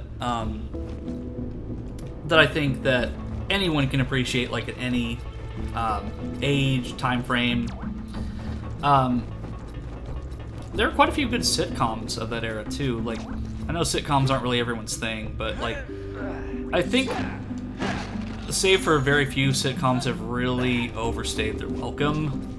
Like, for example, Goldberg's is one that's been, like, really popular because it's, like, set in the 1980s, but it's a good show, and I love the nostalgia for it, but it's definitely, like, overstayed its welcome a little bit. Like, for example, there was a Fuller House, which was a sequel to the 80s and 90s sitcom, and I really don't think that Full House needed a sequel.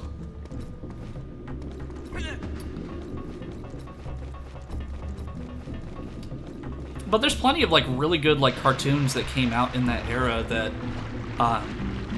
like, definitely have, like, a really profound storyline that, as a kid, I unfortunately didn't get to appreciate. Like, but Avatar: The Last Airbender's a good one. Because there's, like, a lot of, like, Buddhist symbolism there. It really teaches you a lot of really valuable lessons. It just tells a really compelling story. Like, I didn't really like Legend of Korra all that much, but Avatar: The Last Airbender is definitely a must-watch.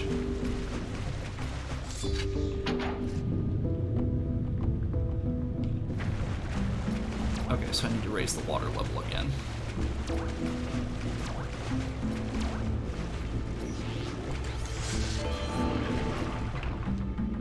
Or maybe not.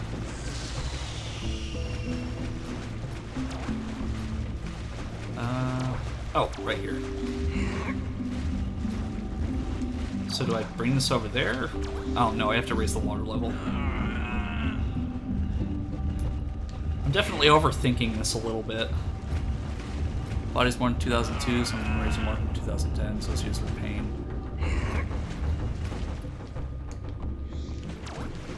Yeah, the 2010s were pretty rough. Tricky, get out of the way.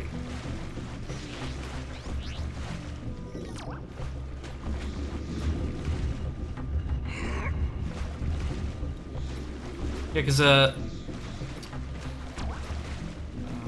why is it not letting me get on top of this thing?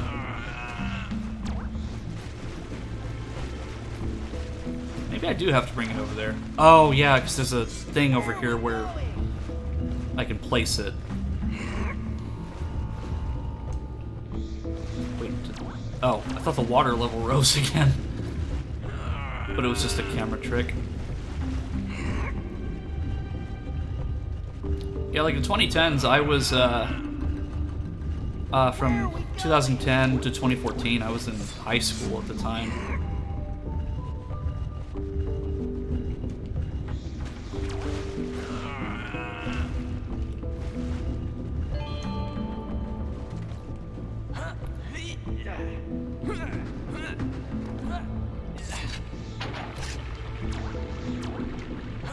And 2002 was actually when this game came out, and I was, well, depending on the month that it came out, I don't know off the top of my head, but I was either in kindergarten or first grade at the time, because I was in kindergarten from 2001 to 2002, and then, of course, depending on the time of the year of 2002, I could have been in the first grade at the time. I still miss the bus debates. Oh, hey, Trends, good to see ya. Yeah, the bus debates. That was probably one of my favorite things about freshman year, was us debating about who would win in a fight, Dante or Deadpool. Which, of course, like, I will concede that Deadpool would beat Dante under the circumstance that he has his fourth wall breaking powers.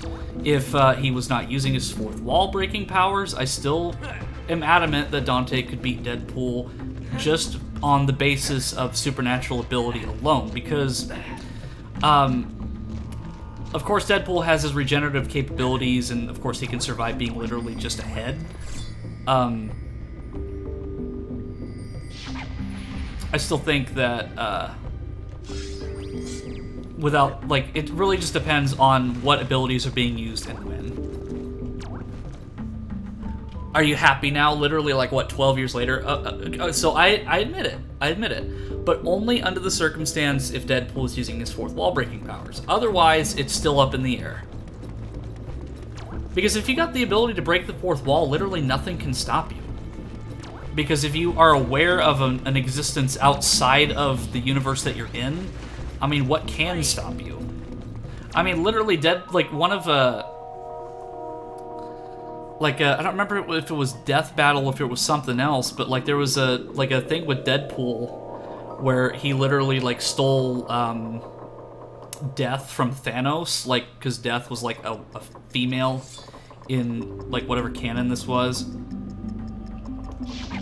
But I just remember that Deadpool, like, one of the, I think it was Death Battle, that, like, Deadpool was just, like, literally one of the many timelines that Thanos was stuck in, was Deadpool, like, stealing death from Thanos.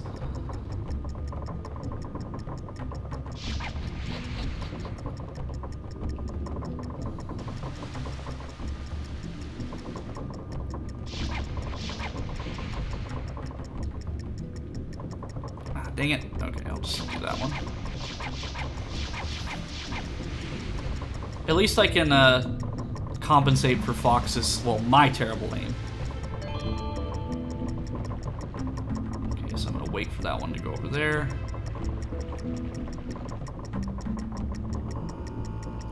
Yeah, like, Deadpool just has, like, some really phenomenal actors behind him, too. So, like, there was that Marvel anime where Dio's Japanese actor played Deadpool. Nolan North is phenomenal playing Deadpool in, like, Marvel vs. Capcom and the Deadpool game, and Ryan Reynolds is just hysterical. Man. These damn Krazoa statues.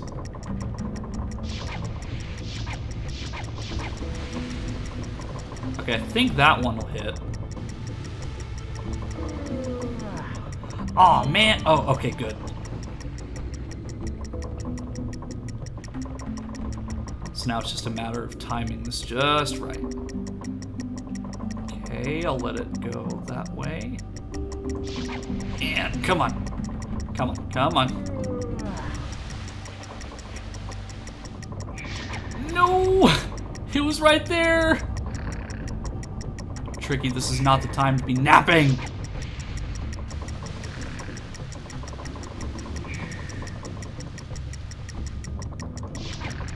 No! Okay. Maybe I'll get lucky with this last one.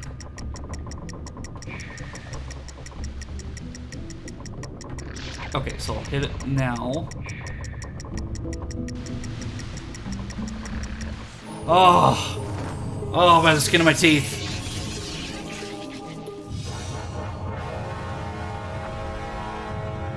Dante and Virgil's stupid OP in their canon. I followed a Facebook page about anime memes, the amount of people who are romanticizing that one girl from Yandere. Yeah, I think the reason because Wade couldn't die, he fell in love with death. Are you still in pain from your wisdom tooth? Yes. Yes and no. It's more of the molar that's next to the wisdom tooth, and I still can't drink anything that's like super cold. That and I can't eat anything that's super hot, so I can't do anything like of the two extremes. So like if it's just like a warm food, I can eat it, but like I can't drink anything or eat anything that's like of the two extreme temperature ranges. Mom actually suggested her name when we asked her to help us with names, and I had to explain Yuno from... Oh, Yunogasi? If I remember, if that's the character I'm thinking of. Like, I've seen... Like, if that's the one I'm thinking of, I've seen a little bit of that anime, but, not enough to really know anything more than just, like, the basic, like, outline of her character.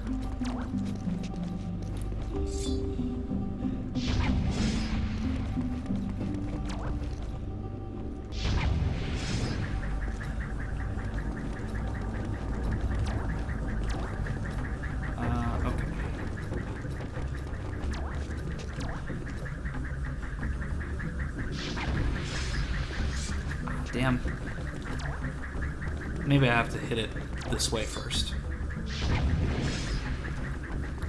Yeah, so, like, I've also made an executive decision.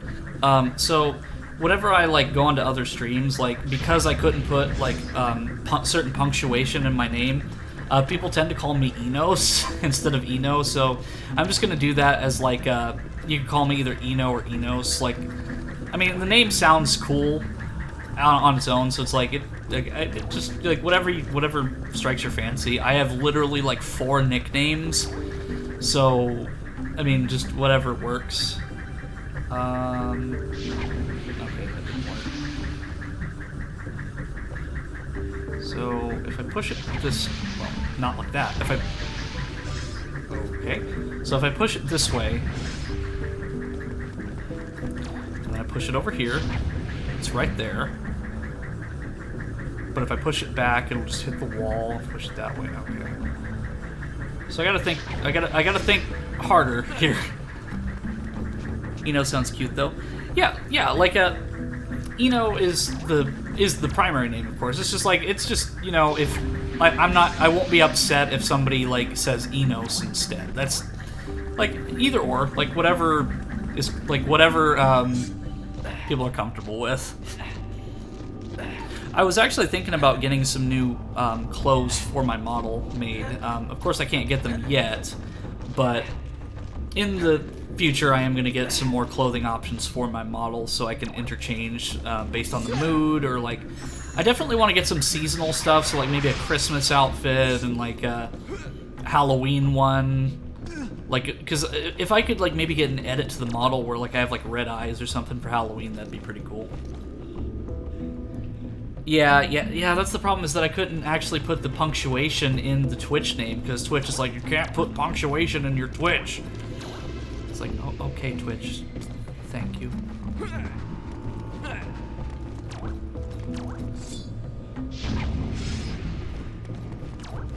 Okay, was it really that simple? Okay, maybe it's not as simple as I'm making it out to be, so let me push it that way. Because again, I was able to solve these puzzles at a very young age, but as an adult, I struggle with them, so I definitely I definitely can't underestimate my young mind when I did these things. Like, I was definitely smarter than I gave myself credit for, because I did all of this without a walkthrough as a kid. And I think I might have screwed this up. Because if I do that way, it's just going to hit that wall.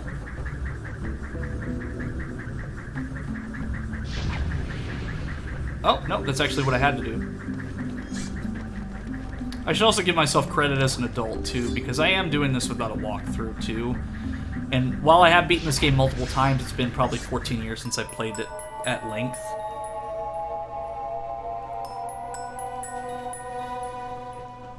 All of that for a boost pad. Well, why, thank you. Yeah, because, like, I've definitely been spoiled over the years with game walkthroughs, because one of the things I was talking about was the 2000s nostalgia, and really just, like, nostalgia from, like, even, like, the 80s and 90s is just, like strategy guides and game guides that you would get from, like, Prima and, like, Game Informer and so on. Like, you just don't see those nowadays, because since the internet is just an easily accessible resource, game walkthroughs and stuff are just much more detailed, much more thorough, and there's just really no point in using a physical-based game guide unless you have it for, like, collection purposes. Which, I mean, I have some, but, like, oh, damn it. North of the session, and that gives me the indication to save, just in case.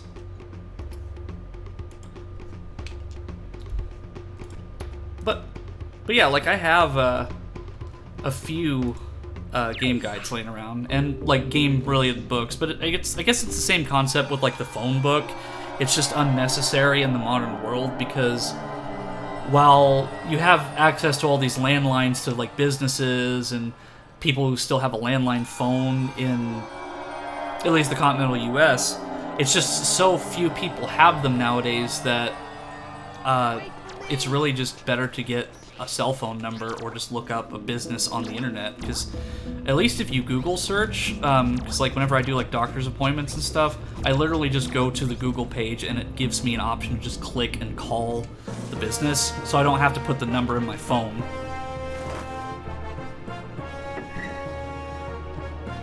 Too many metas, absolutely.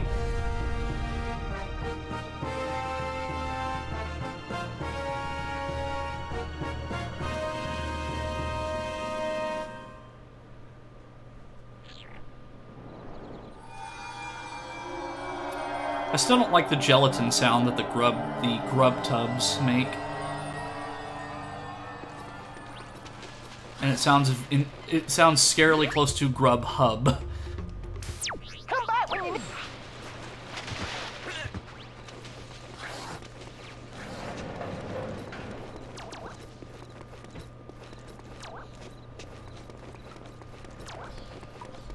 You know, I probably should have checked the map, just because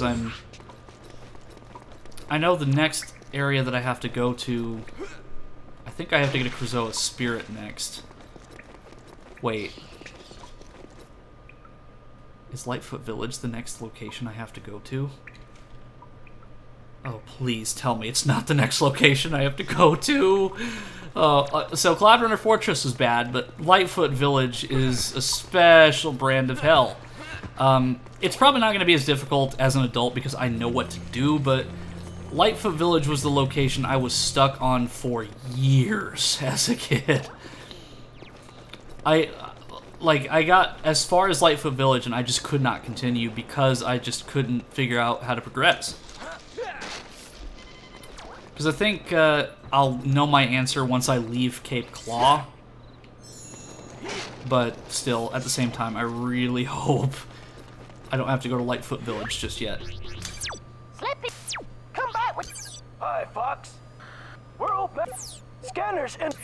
Fox, I've been studying your mission. Okay, so it's just telling me to go Thorntail Hollow.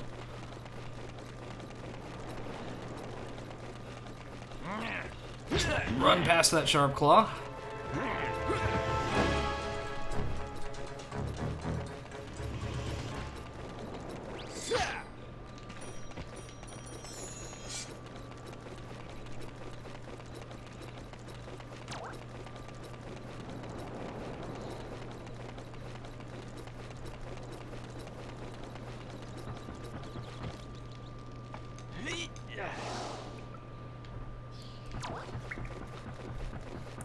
Yeah, and you'll definitely see once I get there why I struggled with it. But because I have to leave Cape Claw and go to Thorntail Hollow, my suspicion is that I'm gonna have to do Lightfoot Village next, because it's usually the pattern is Spellstone, Krazoa Spirit, Spellstone, Krazoa Spirit. It's not the time to play, Tricky.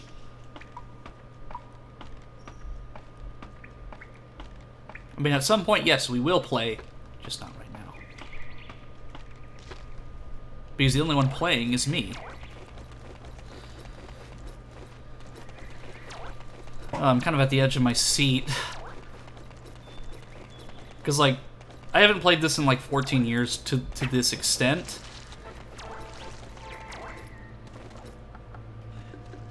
Oh, please have mercy. If I could, like, move my face closer to the camera, I would, but since I'm limited by the mobility of VC face. But... oh, Lightfoot Village. That being said, though, it, like, for other people, it's probably, like, the easiest part of the game. Yep, it's Lightfoot Village. Oh, no. No. I hate Lightfoot Village. Hey there, little fella. Oh, I don't like this, Fox. Fox, look out! It's a trap! It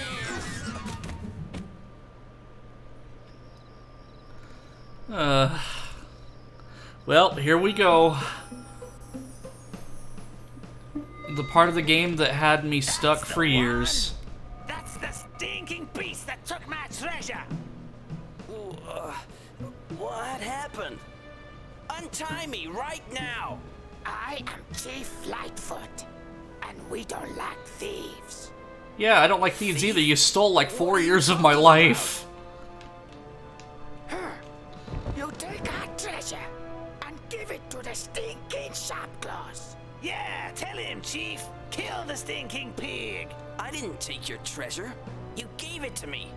Let me show you what we do to thieves.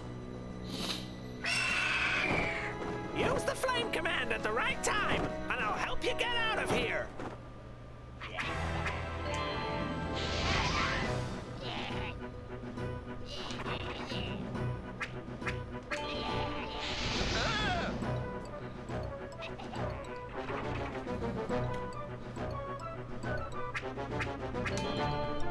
But me experiencing this, I wouldn't have it any other way than on stream with all of you.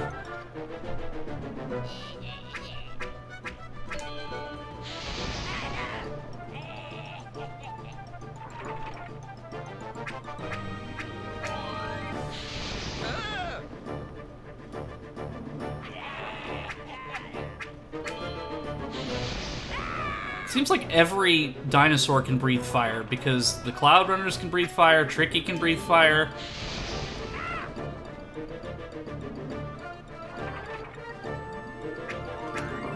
Ah, I missed it. Yeah, go ahead and poke me with your stick.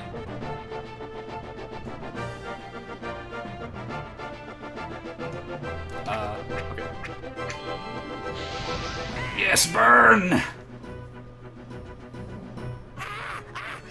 Make the bird stop!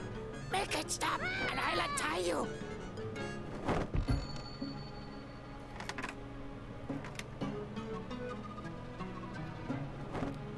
Thanks for helping our queen, Fox. I'm glad I could return the favor. So how did that Cloudrunner know that we were here? And just so happened to come here at the right time. So basically, this next part, we're going to have to do these things called the Lightfoot Trials. Because Dinosaur Planet is very, like, it's a very tribal society. Like, there's a lot of, like, tribal-based, like, architecture and themes.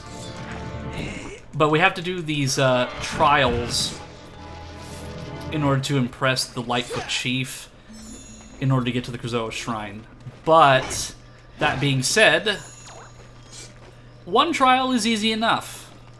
the other trial brings back some really bad childhood memories. And I know that you're gonna probably clip this, but I've been in that hole more times than I care to admit. You're welcome, Twitch.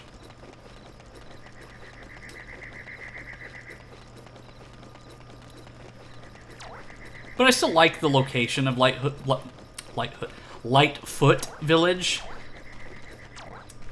Kind of gives me like a Dagobah, Kashyyyk kind of feel. So,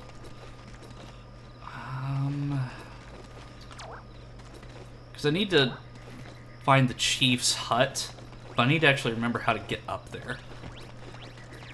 Because I think there might be like a ladder from the swampland that lets me get up there, but I try to suppress this part of Star Fox Adventures from my memory, at least for the most part. Okay, so this is where I need to go, but I need to actually find a way to actually get up there.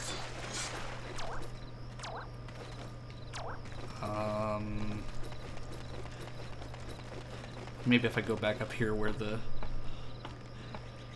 Cloudrunner was. You excited for Jedi Survivor? Absolutely I am.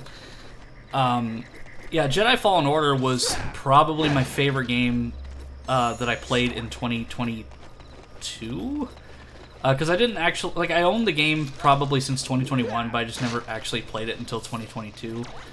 But Jedi Fallen Order was probably one of the few, like, recently released games that I actually loved playing. Like, I'm not really that great with, like, the Metroidvania, Soulsborne style that it was going for, like the Sekiro sort of feel. But, yeah, like, Jedi Survivor I am super pumped for, especially because you're not starting out from scratch.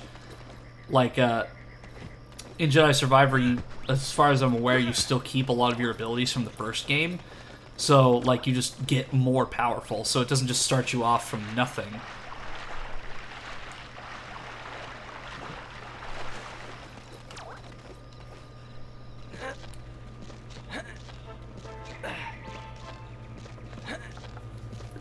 But, like, Jedi Fallen Order, like, I was skeptical, but, like, surprisingly enough, EA has done really well with some single-player games recently. Like, I mean, you've got Jedi Survivor coming out, but then Jedi Fallen Order and the Dead Space remake, like, I mean, it's EA, and EA has made too many fuck-ups for me to actually, like, forgive them for anything, but, like, I feel like maybe they're starting to go in the right direction.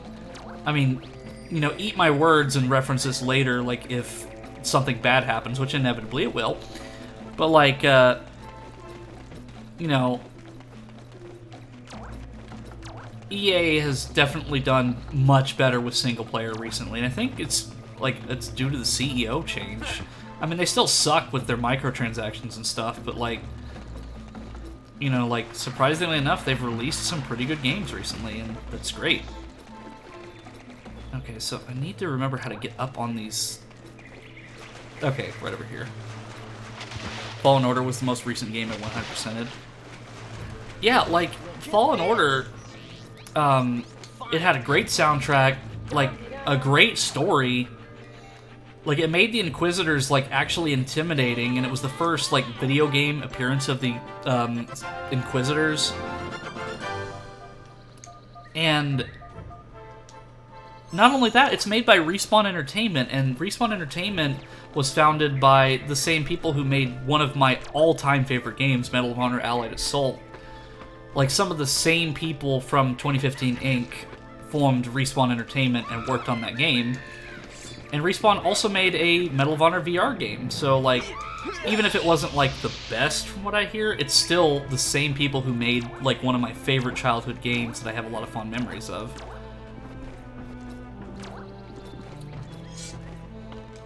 But, like, yeah, like, Fallen Order is probably one of the best games that I've played in a long time. And then Dead Space Remake, of course, which I streamed earlier in the month. Like, those two are phenomenal. Okay, so I can get on these, but I need to be over there is the problem. I'm just wondering how I actually get over there. Again, I'm probably overcomplicating it, because there's probably like a really easy way to get over there, but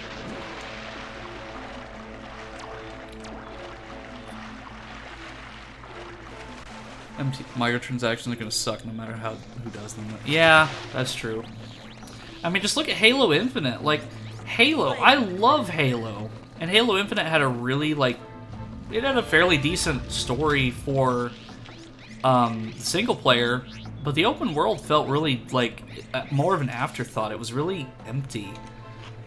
And while it had a great soundtrack, the art style was fantastic, the weapons were great, but like it was more of a Halo 4 and less of a Halo Reach, if you know what I mean. And just the whole like I get that they wanted to make it free to play to make it more accessible, but I think that really just hurt the game in the long run.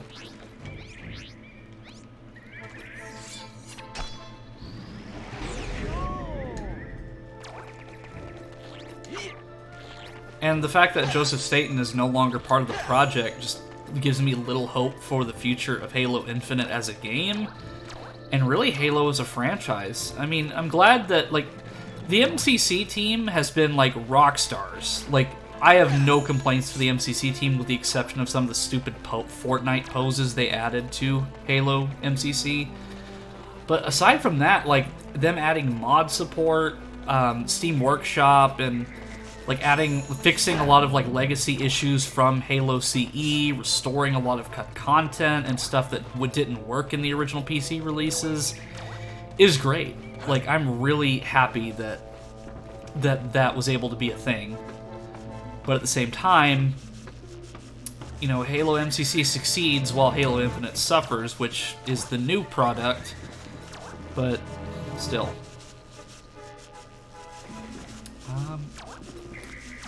I really must be overthinking this, because, like, if I can get over there... Maybe I have to place this block that I found first, because maybe that'll unlock, like, one of those pedestals that I can jump on. But as you can see, Lightfoot Village is a special brand of hell for me. I absolutely hate Lightfoot Village because of reasons like this.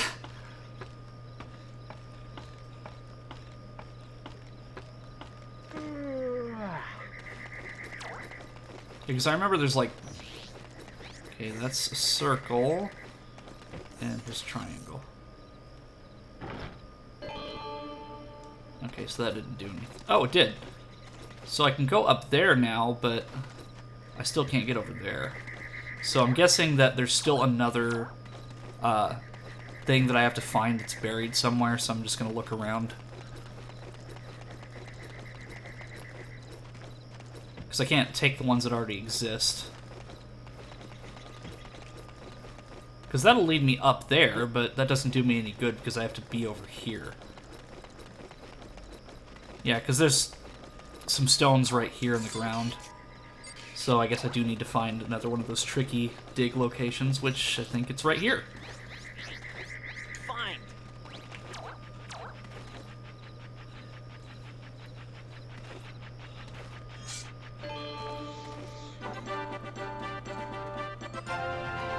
I will say, though, this year is going to be really great for horror games. We had a bit of a rough start, like, because this was technically 2022, I believe, when Callisto Protocol came out, which, I mean, I think Callisto Protocol, like, looks like it's a good game.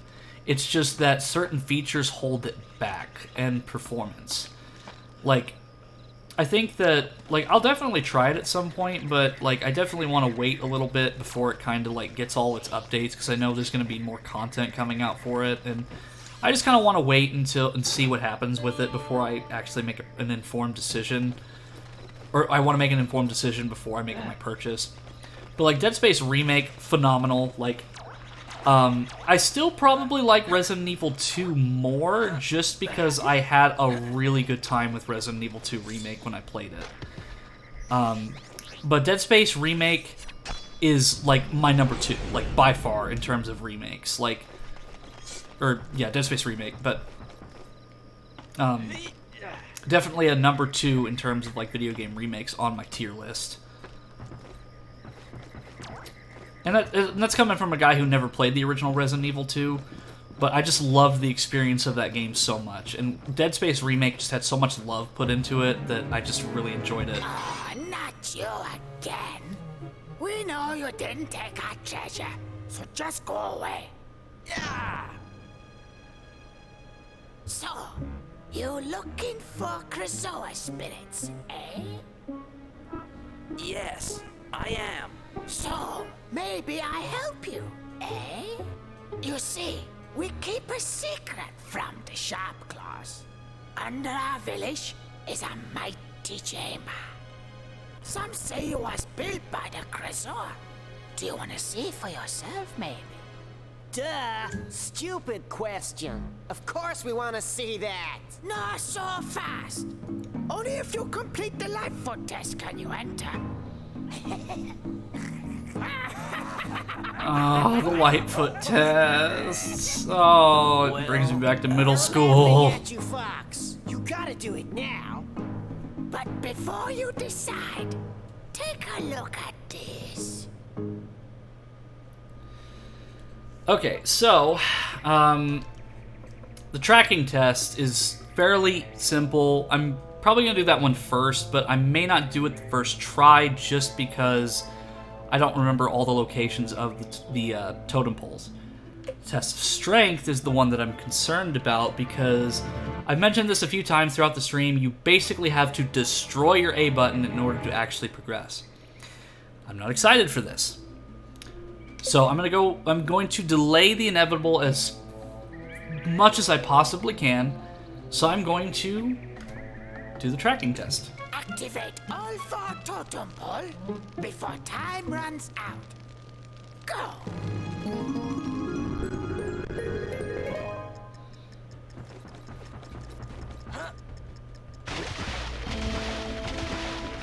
I do love the music for the tracking test, though.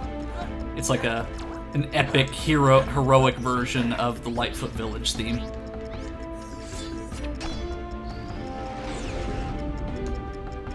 Alright, there's one. Alright, where's the next?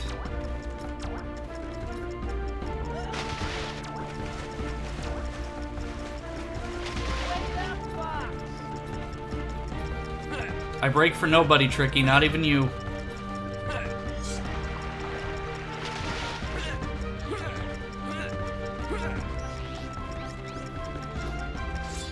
Because I think the only thing that'll fail me is if I get lost and I don't remember where the last one is.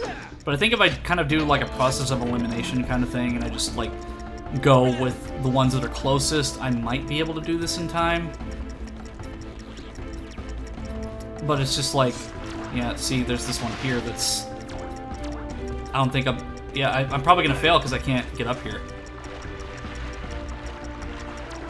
Yeah, so... Well... It was a good try. See, that's kind of lame, though. Like, it... I guess that gives me time to kind of search around and find the item that I need, but still, that's kind of lame.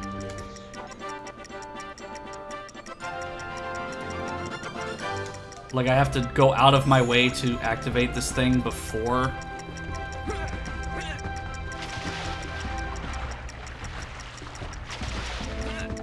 But at least I know now, like, so, like, the next run will be easier.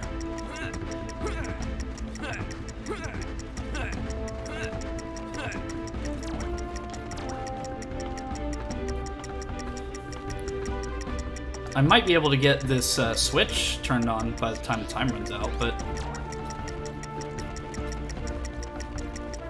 Oh, Lightfoot Village, I will be so happy when I never have to see its face again. I'm just gonna let the timer run out. Because the other one is, because there's that one, that one, that one. And then there's that one all the way over there. Yeah, I failed. Bite me. Ah, you have failed the test. childhood coming back to haunt me. See, this punk ass over here is the bane of my childhood. You will see once I complete the tracking test. Activate all four totem pole before time runs out. Ooh, my chair's getting really uncomfortable. Okay, so now that I have all of these switches, hopefully, I should be able to do this with no problems.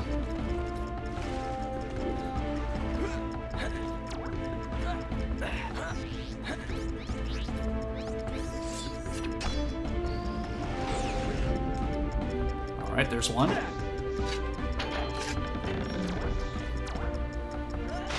And there's that one over to the left over here.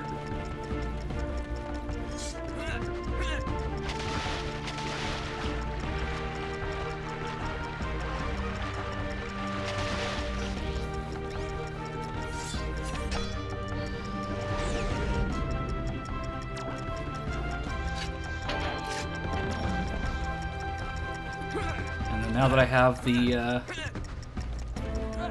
stepping stones, I can get on this one.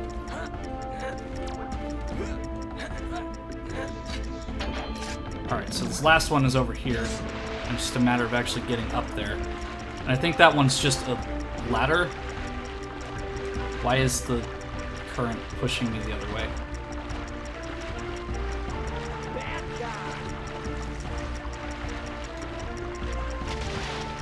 Yep, it's just a ladder.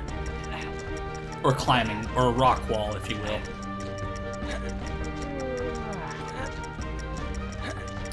Alright, I got plenty of time. It's like freaking Legends of the Hidden Temple over here.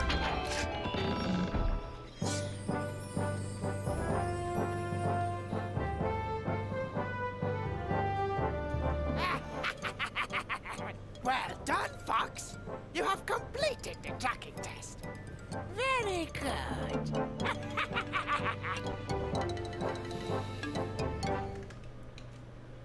Oh, have mercy.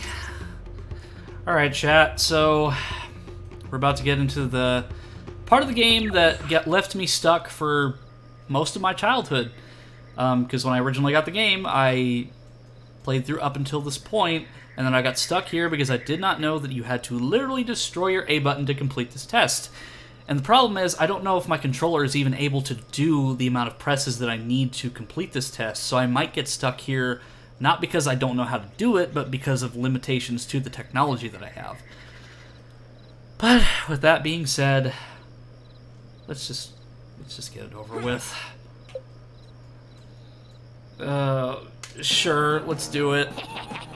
Yeah, I could turbo it, but that'll take some time to set up a macro for that.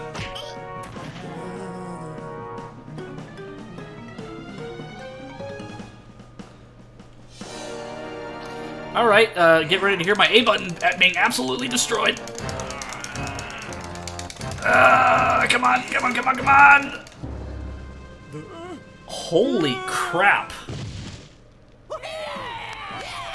Did I just seriously do that within like 5 seconds? You have beaten our strongest Lightfoot.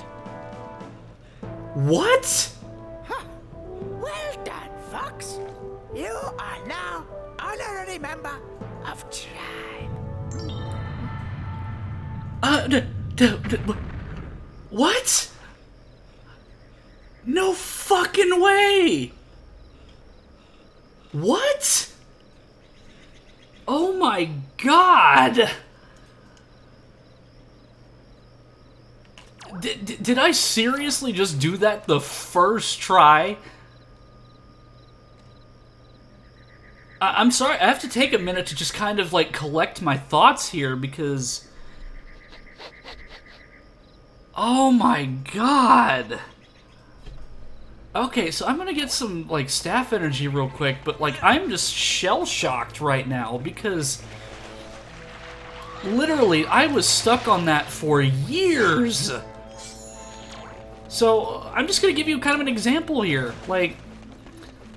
So, like, I remember, like, sitting on the floor on my GameCube playing this with my brother, and neither of us could beat that part. Same with my uncle at the time. Like, just none of us could do it because... we just didn't realize that you had to literally destroy your controller with the amount of button presses you had to do. I'm just, like... I'm in a state of shock at the moment that I don't know what to say, because I literally lost that so many times. And doing it the first try on stream is an accomplishment all on its own. Like, holy crap. Because, like, I'll just kind of... Oh, hey, there's a... My babies like to climb trees. Find all three and I'll reward you. This is actually something that I've never seen before. Because I just literally fucked off from Lightfoot Village after I did the tests. So basically, like, when I was a kid, I would just, like... Because you can redo the tests if you really want to. But I don't want to. Let me actually see, what was my time? 6 seconds, 6 seconds and 6:47. So what I would do as a kid, like, this, it kind of goes into the imagination factor of, like, playing these games without walkthroughs, is when I was a kid, I, like, felt that there was no way to actually beat that, like, maybe there was no way to progress, and, like, there was some other thing that I had to do. So one of the things that I justified as a kid with my imagination was like, oh, well, maybe this Lightfoot here, this punk ass, is just a Sharpclaw in disguise because he looks so drastically different from the other Lightfoots. Because these other ones are, like, really small in stature, like, not very muscular, and then you've got big boy, like, bodybuilder over here. So, like, I would justify, like, oh, he's got, like, a couple fake claws, and, like, he's wearing, like, armor that makes him look like a Sharpclaw, but that was my way of justifying it as a kid. Like, maybe there's something more I have to do in order to get past this part. But no, literally all you had to do was destroy your A button.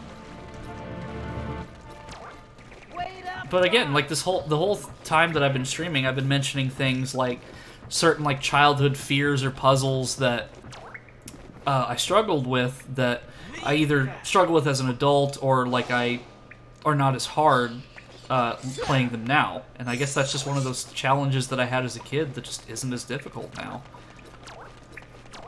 But now it's a matter of figuring out what to do next, because, like, my childhood memory goes only so far as Lightfoot Village, so now I have to remember what to do here.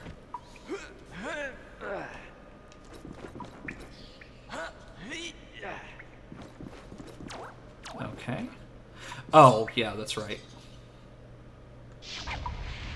Well, if I can hit it. Because, I think I have to, like, align them to where it creates a proper totem structure, but I think I might have to click a switch somewhere first before I can actually do that.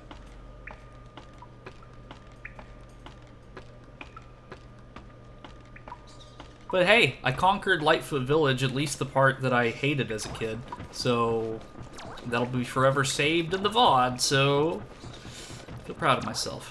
Okay, so, alright, so there is a switch that I need to click, because if I remember this puzzle correctly, I have to get on that switch, and then I have to create the pattern on the totem pole.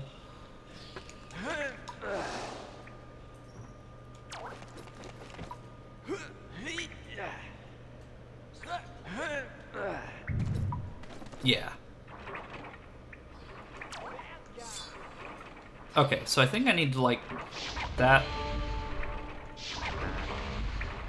Damn it.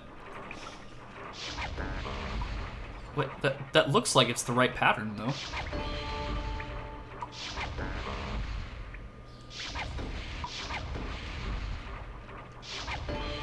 Okay.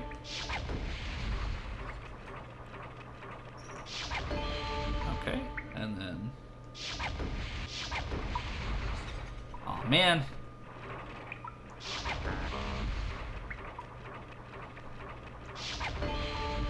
Okay. Oh, I hit both! You're kidding me. Well, at least I know the game has some decent hit detection, at least. Headphones are getting a little tight on my head. Obligatory meow. Hey Blaze, good to see you, brother. I just got past my personal hell, which was the Lightfoot trials.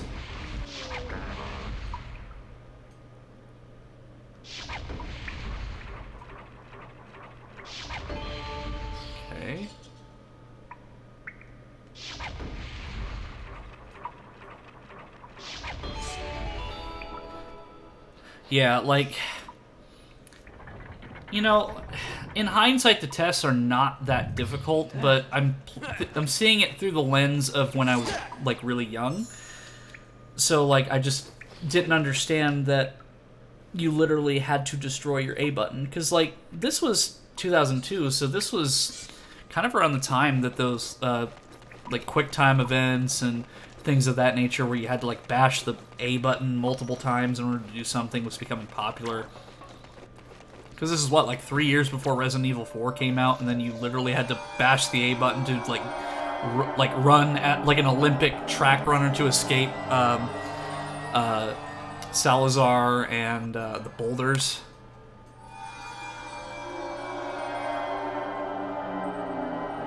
Or really just any QuickTime event in Resident Evil 4.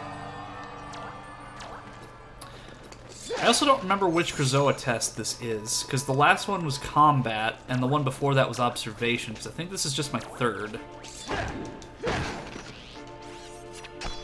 The only one that I'm concerned about is the test of fear. Because that one takes, like, uber concentration levels. But, I mean, it'll be fun to see me try to, well, attempt it on stream, but, yeah, I don't remember which Krazoa test this is. Okay, so... Oh.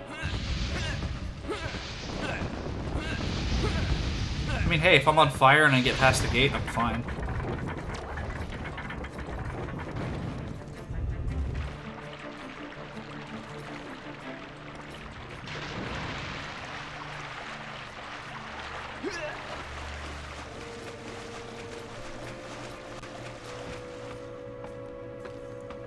Oh, hey Dio, good to see ya. In hindsight, when I told you that I probably needed a day off, I didn't realize that today was my streaming day, so it was probably a good idea that we postponed.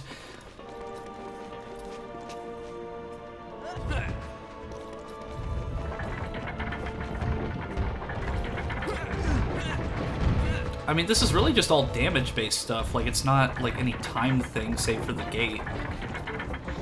But let me save just to be safe. Anna, where's this? Just look at your work schedule. Yeah, because, like, now that I think about it, like, because, of course, I stream every 3 days, and then I realized, oh, well, today's also my streaming day. So, ugh. But, like, I just got past my personal hell with this game. You can probably watch it in the VOD later, but there was a section of this game that I just got past that I was stuck on for years. No, it's the test of fear. Oh, no.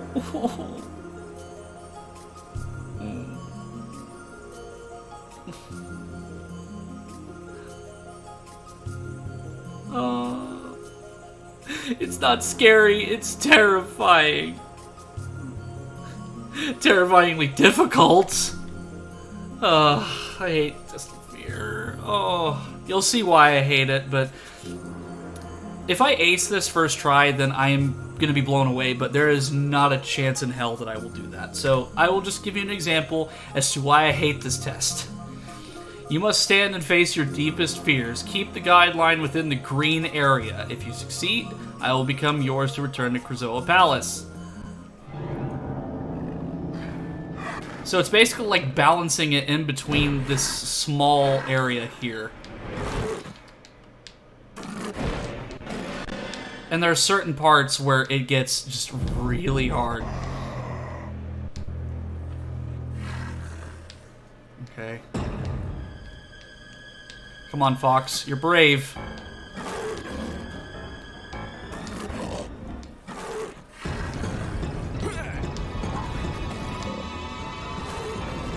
Come on, Fox. You got this, buddy. You got this. Come on, Fox. You got this. I mean, you took on a literal floating space monkey head. You can handle some invisible dinosaur nonsense! Apparently not. Yeah, and this little punk ass, like, teases you and goes back to the, test area. I hate the Test of Fear.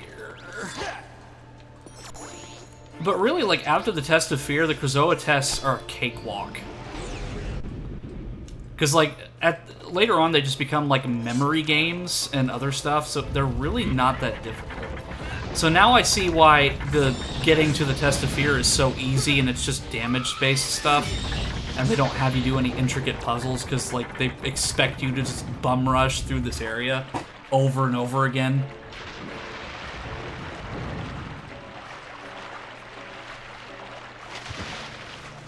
Yeah, but I tell you what, like... See, I get past one hell in this game, and then I go straight into another. It's like Dante's Inferno. Like, I'm going through different layers.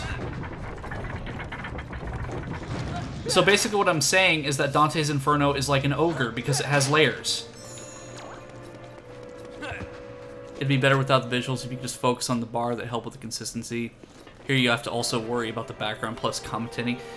Yeah, I mean, like, when I'm doing the Test of Fear, I, like, get dead focused on what's going on screen. It's just that there are certain points, like, when it's the supposed, like, jump scare, that Fox, like, I lose control of the bar for a minute. And if, like, worse comes to worse, I could just save state in this location if it gets to that point.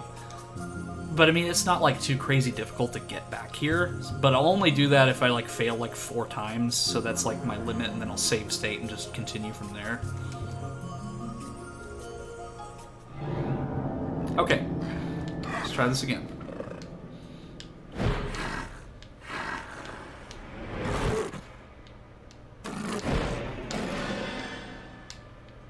Yeah, because you lose control of the bar sometimes. It kind of reminds me of that Stacker arcade game, that scam arcade game that has, like, all the, like, iPads and shit.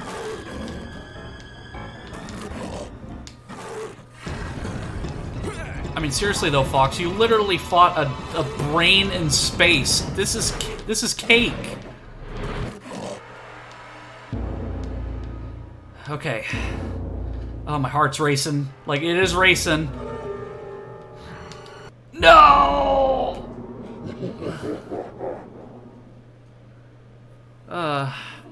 Alright, well, I'll see you later, Blaze. Hopefully I get this done before you get back, even though I'm only going to stream for another hour or so. Oh, the Test of Fear.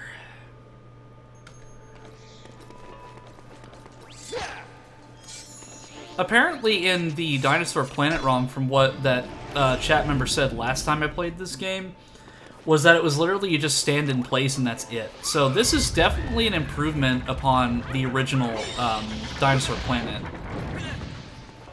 where you actually have a challenge. Like, it's a really stupid challenge, but it's a challenge nonetheless. And, I mean, I appreciate the difficulty, because, like, I feel more accomplished when I actually get it right.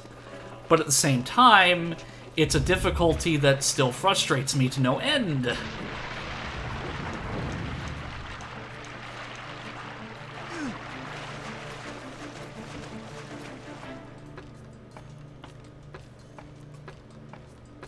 But we'll see.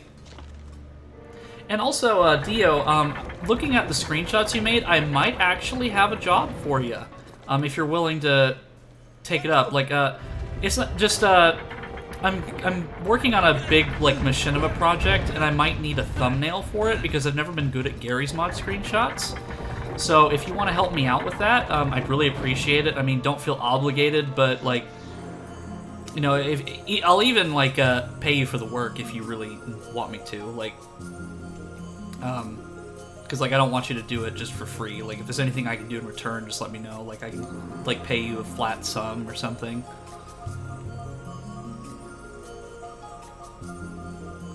But you'll also be in the credits of the video as well, so, like, yeah, just let me know. I mean, it probably won't be for a while, but... Oh, man, I fucked that real hard.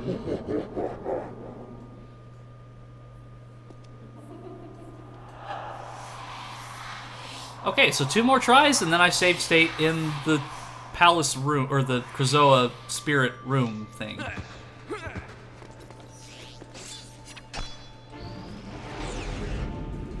I've got a real mental gripe about accepting any, but I'm willing to do it regardless. Well, I really appreciate that, Dio. But, yeah, like I said, but I will put you in the credits, though. Just, like, anything that, like, I can do to kind of, like, you know, support you in any way that I can. Because it's the project that I'm working on is going to be a long one. But it's going to be like I want to say it's going to be about a 30-minute machinima, but like I wouldn't be able to do it without this AI voice technology that came out just recently. Like I've already written quite a few bits of the script, but it's just a matter of recording the rest. Because like back in 2015, like me and my buddies did a Fallout machinima, and this is kind of like a continuation of that. So, like, we originally filmed it in Gary's mod, and, like, it was really jank looking, but we had a really good time with it, and I'm just kind of, like, sort of continuing the series. Like, it's more of, like, a second pilot, just kind of, like, gauging interest and, like, seeing if, like, I want to do more of it. Let me save here. Even if I save here, it's not going to do anything, but just so I have that.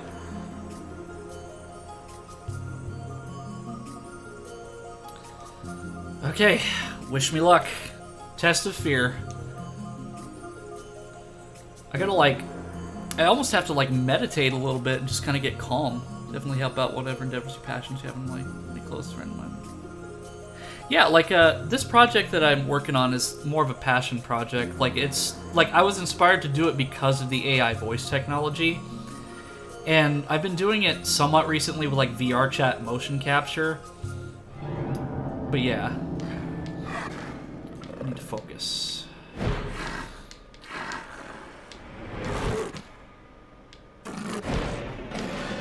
Okay.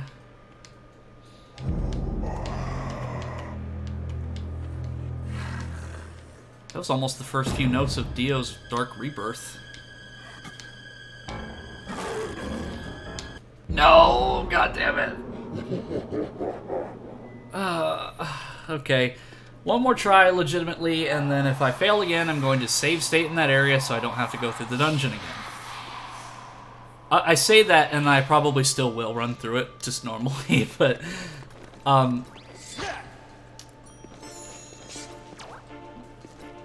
Disable let strongest system member take more control of chat room, Discord chat, you can tell the system separation. Was it my Discord or another one? I mean, I definitely need to pay more attention to my Discord and, make it more, thorough. Because, really what I did is I cloned another server that I have, and I used a lot of the same chats and, roles.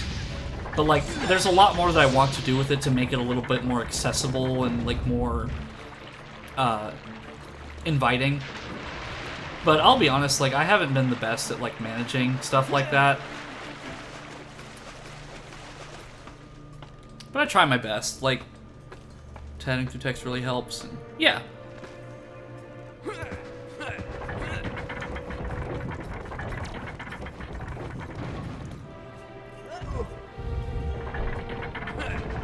Yeah, verbal stuff is a whole new endeavor, but chatting through text really helps.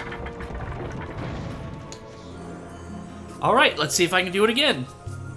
I'm gonna keep this angry face on because this test and this whole section of the game is frustrating.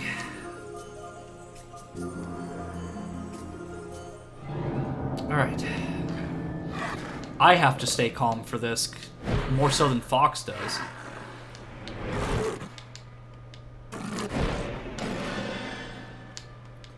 Okay.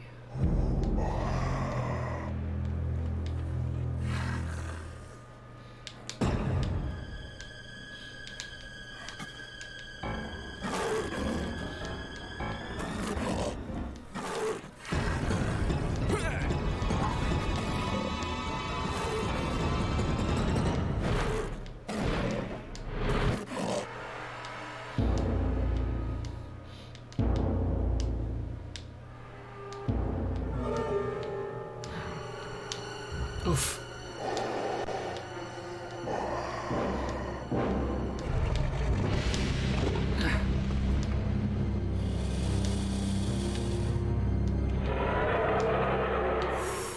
Oh, thank God. Oh. Oh. Oh, man.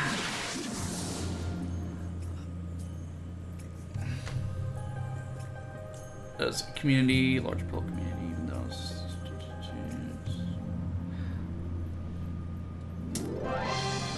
okay. Well, I'm really happy that you're actually going out and kind of like being more open about it. Because I know that it's really difficult around the internet because of all the judgmental people, and just communities are really difficult to find. Because, like, I mean, I should know. I'm trying to, like, because another community that I'm a part of with the other work that I do, like, I love the work that I put into that other community, like the videos that I make and stuff, but I still, to an extent, want to escape from that other community on YouTube just because I don't feel like I'm allowed to be myself on that platform. Because, like, a lot of the stuff that I did was, like, because I did, like, Let's Plays and so forth, like, way back when, and I love doing that with my friends, but, like, for a while there, I just started doing, like, more informational content, and while that was fun for a time, and I even got some promotional deals that I was paid for, it's just, that expectation of being, like, this commentator on, like, the gaming industry and being, like, a pseudo-game journalist really just, like, it brought me down quite a bit, like, because I just felt like I wasn't able to be myself. Whereas, like, Twitch, since I'm starting completely fresh and, like, this is all new, like, none of this is connected to any of my prior projects, I feel a lot happier, more confident. I can be myself. I can portray myself in a way that I want to be portrayed.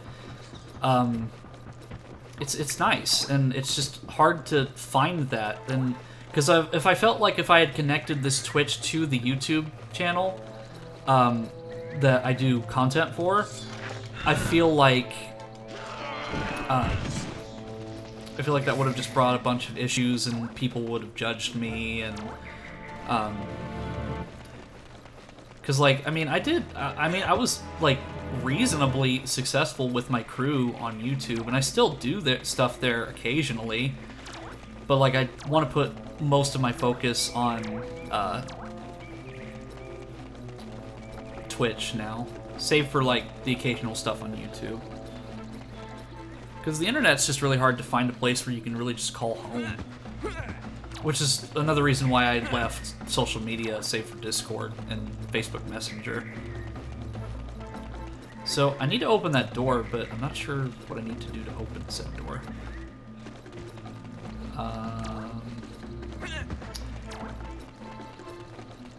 Trapped in Lightfoot Village. Okay, so it's not letting me do that.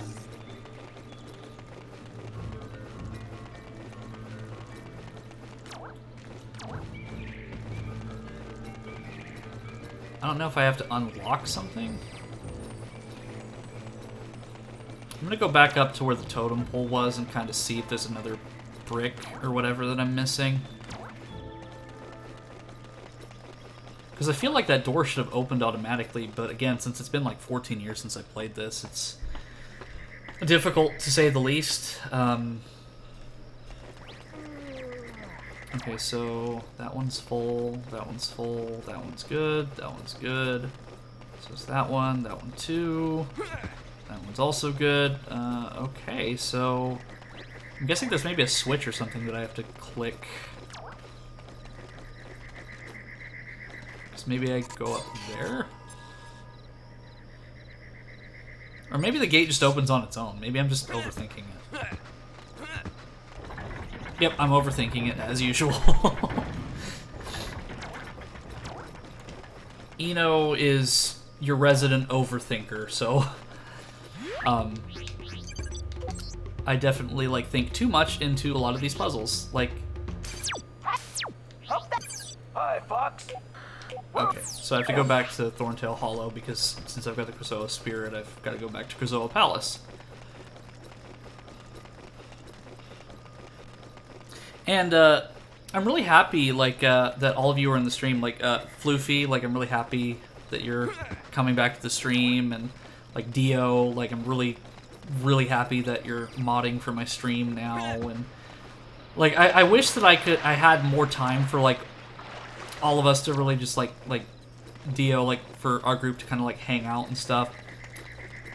But I tell you what, like between like my multiple work schedules and stuff, sometimes it's just hard to get out of bed. Like,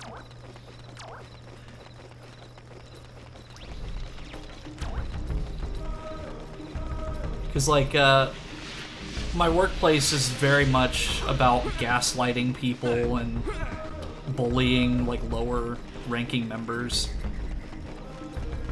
So like it definitely takes a toll on my mental health, but like I won't delve too deep into my personal stuff, but I am like reaching out and getting the help that I need. So I mean, for those of you in chat, you don't have to worry about that. Like I'm getting the help I need, and I'll be fine. I'll be just fine. So no worries about that. I'm thinking the only thing that I'm really concerned about right now is my wisdom tooth pain. There's much prejudice on the internet because physical repercussions not involved. If you can't get busted up, you might as well unload everything else out. That's the reason why I've certainly stuck to small group of friends. Yeah, like I fear for the safety of my young. probably shouldn't have laid your eggs next to clearly open holes that are dens for predators. Yeah, and that's the thing, is that,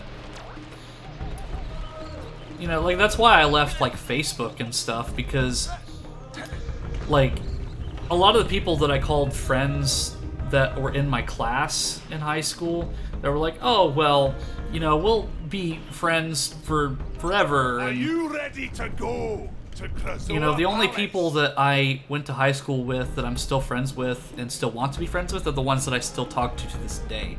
So, Joey, if you're still in the chat, you're an amazing friend, and I love you to death, brother. But, like, save for that, a lot of the kids that were in my class, I just don't talk to anymore because they, you know, they were more like fair-weather friends. You're friends with because you have to see everything. Yeah, absolutely. Like, Joey Alteru in the chat, I've known since 2006, so he's probably the friend that I've known the longest. And we actually met because of RuneScape. Yeah, there you are. I knew you were still here. Yeah, like, we met because I was playing RuneScape on a computer, and he had started his account a couple months before mine. But we still play RuneScape occasionally to this day. Like, I mean, he still plays it fairly regularly, but for me, it's more of an occasional game just because, like, I have to budget stuff and I don't always get membership. But yeah, like, high school buddies, like, I have a lot of them that I called my friends at the time, but, you know, I haven't seen a lot of them in years. Just because, like, again, it was, you know, they were 17 years, that's incredible. Like, I'm just... Oh, you're playing it right now? I mean, well, what else would you be playing? But yeah, it's like, it's crazy. Yeah, because like 2006, I would have been like... Well, since it was August of 2006 and I made my account, that would have been me in the 5th grade, because 2006, 2007, I was in 5th grade, so... Wow, it's crazy to think that it's been that long. Okay, so I need to drop the spirit off at a specific location, but I don't remember which one. Oh yeah, there's a sharp claw door on one of these upper floors.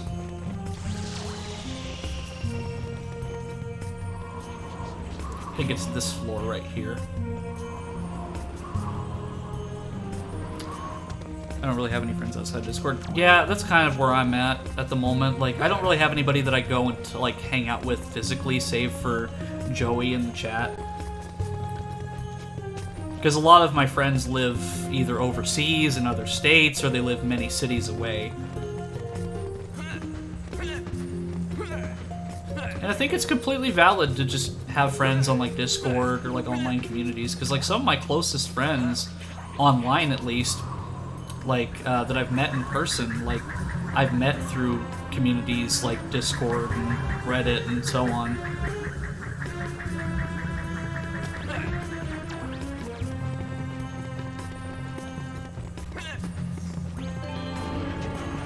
Yeah, so, like, just to give you an example here, this does not look out of place. He's literally like a child Sharpclaw. Like, can I go play outside, Daddy?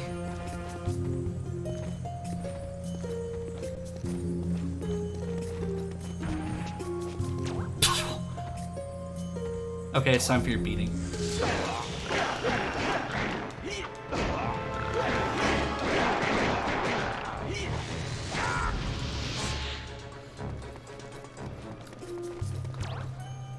Is it this one here? Yep.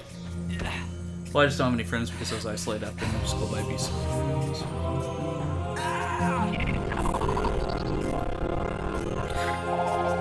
I'm really sorry to hear that, Floofy.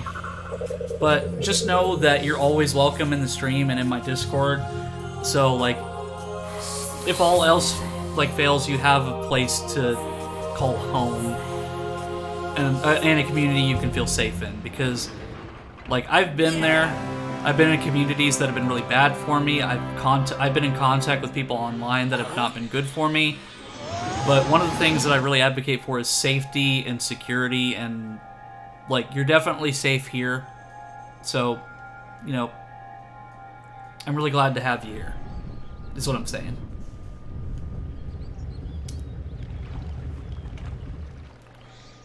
Okay, so now the Thorntail's asking for my help. My eggs!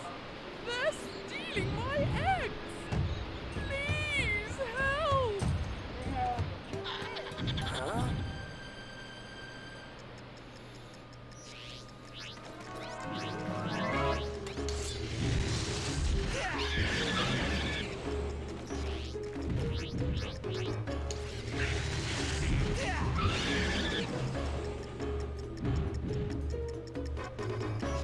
So I have to defend them for a full minute.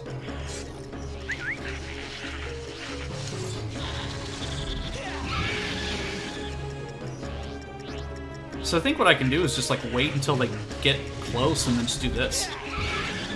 See, this is another thing I didn't think of when I was a kid. I just manually went and attacked all of them.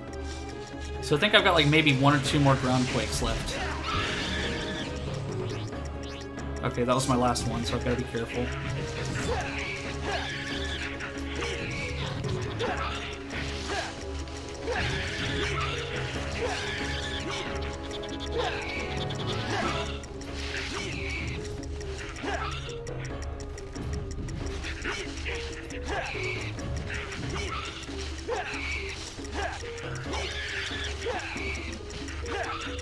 I mean, you know, I can't judge their nesting location, but, like, really, like, you literally nested in a location that is quite literally at the cross-section of all of these dens of these predators, so it's like, you kind of asked for it. But then again, I mean, you know, they probably couldn't control, like, where they laid their eggs. You have saved my eggs from those evil creatures. Please let me repay you. I believe inside there is something that you seek. Another challenge that was pretty hard when I was a kid. Completed, so...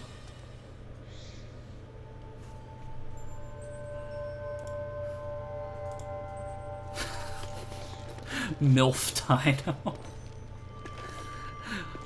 Well, she said she was going to repay us. She didn't tell us exactly how. And there was something... Okay, I'm not going to make that reference on stream. But I think you can tell what I'm insinuating there, chat. I mean, I'm just going to leave that up to your imagination.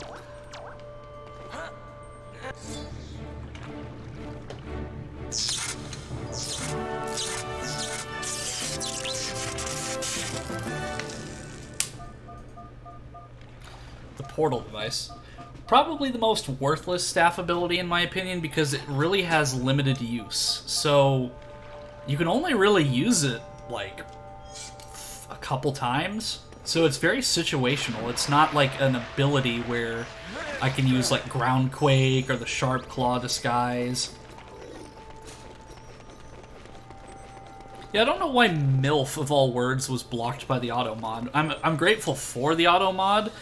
Because, like, if there's something that, like, say, like, Dio or, like, Blazing or somebody doesn't catch, it'll catch that. But at the same time, it's like, I don't consider that to be an inappropriate term for my stream. Because, I mean, I've said probably at least, like, 30 swear words in the course of this stream. I mean, I'm a friendly streamer, but, I mean, that's just my personality is that I cuss a lot.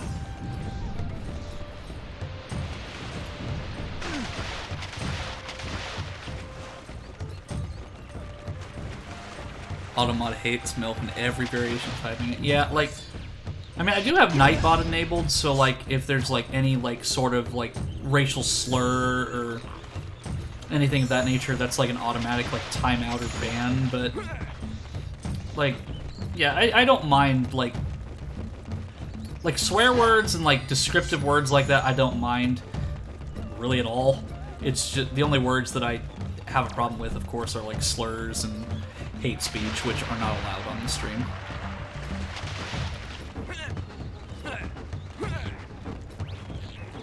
Back, sorry, my internet died temporarily. Well, I actually allowed the word, so on my end it says I can allow or deny, and so I just allowed it, so anytime it's typed from now on it should be fine. It's so nice to see you both. But oh, welcome back, Dio. I have some bad news.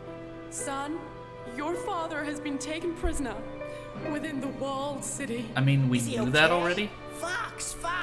We've got to help him. Quick! He's right, Queen. Point us in the direction of the gatekeeper and we'll rescue him. I wish it were that simple. You see, Tricky's father is the gatekeeper. Dad's a gatekeeper? No, that's all we need. Yes, and a wise one at that. When Scales came to our land, your father knew that the Sharpclaws would come for him, and so he hid his gatekeeper powers behind this sacred seal. Well, that's just convenient. I'm sorry, but I cannot break the seal. Maybe you that we got a staff ability that lets us open that door. Okay.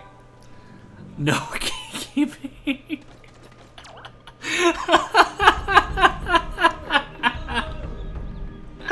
I don't know why that cracked me up so much. Plus the emote that I see there just like makes it even better, so thank you for that laugh. But yeah, this is what I mean, is like you get some of these doors in certain locations, like there's one in Cape Claw, there's one here, and then there's one in the Ocean Force Point Temple. But after you use all these doors, the staff ability is worthless. It's literally just a glorified skeleton key.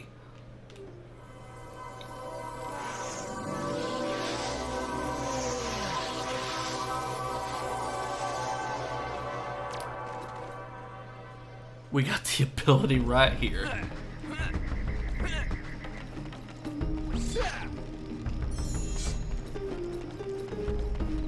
And I think I have enough fuel cells, like I have probably a surplus of them, but if I don't have enough, I can always just go buy some from the Thorntail shop.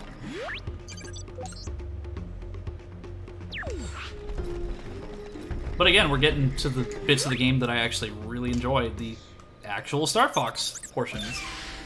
I mean, I love the whole game, but the Star Fox, like, rail sections are by far my favorite. Because even though they were implemented fairly last minute, like, they were still really well made.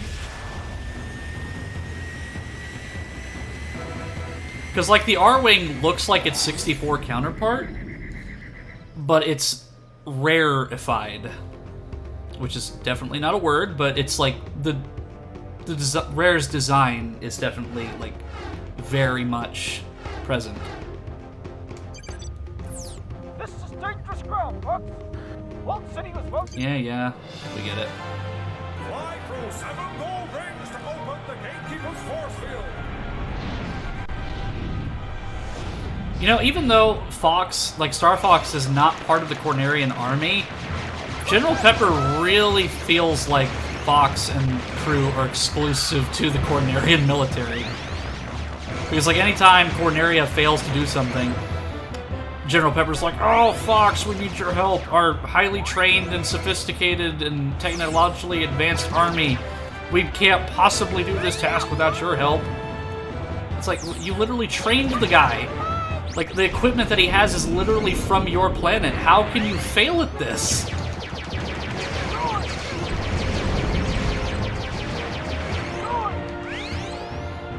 Though, to be fair, in Star Fox Assault, it's hinted that after Star Fox Adventures, there was a Cornerian team that came to Saria to help develop the civilization more.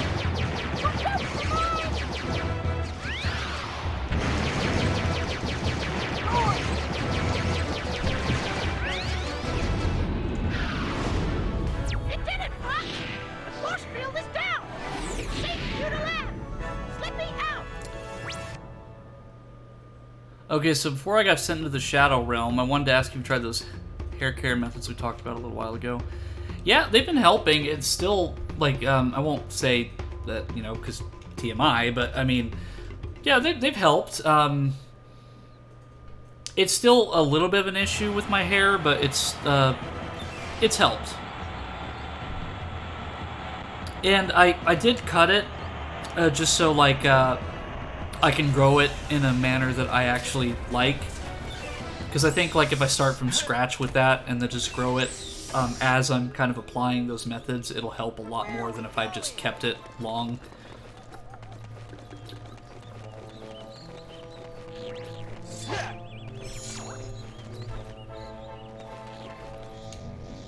Our king is being held within the temple. Ooh, that was crusty.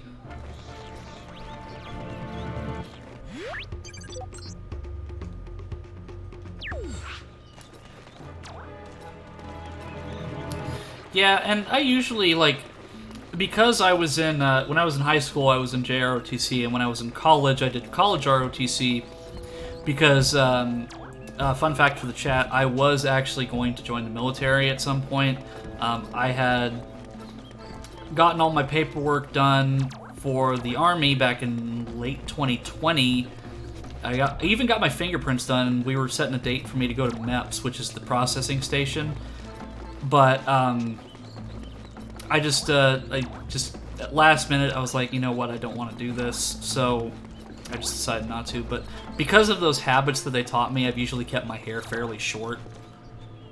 By the way, the Cloudrunner Queen Scales actually has the drones to kill her in the proto- Oh, well, welcome back, Hell is Real. I didn't expect you to join the stream again.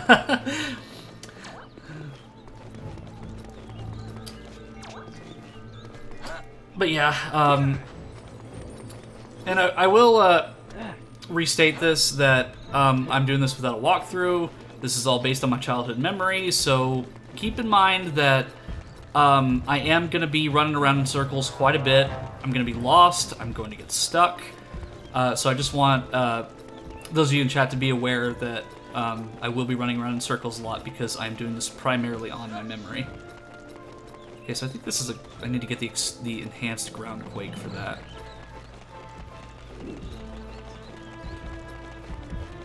I missed.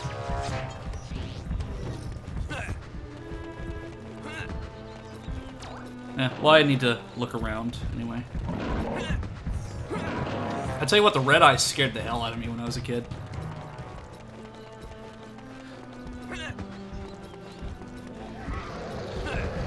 Yeah, like, Dinosaur Planet was just a darker game. Like, entirely. Maybe I do have to use the barrels to kill the red eyes. Okay, no, because it just does that.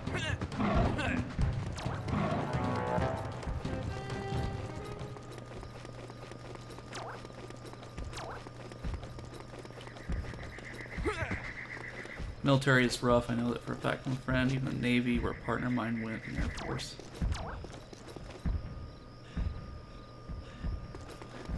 Yeah, see, like, I was gonna be a commissioned officer, I was going to go into the military as a second lieutenant through the college ROTC, but a certain thing happened in 2020. I had to go to remote classes, and I was basically doing physical-based classes remotely, which didn't really work out too well because I wasn't familiar with a lot of the military lingo.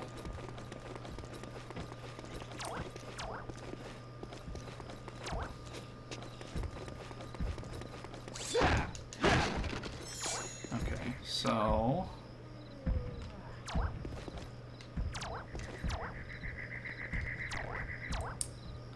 See, I remember I'm supposed to go over there at some point to, because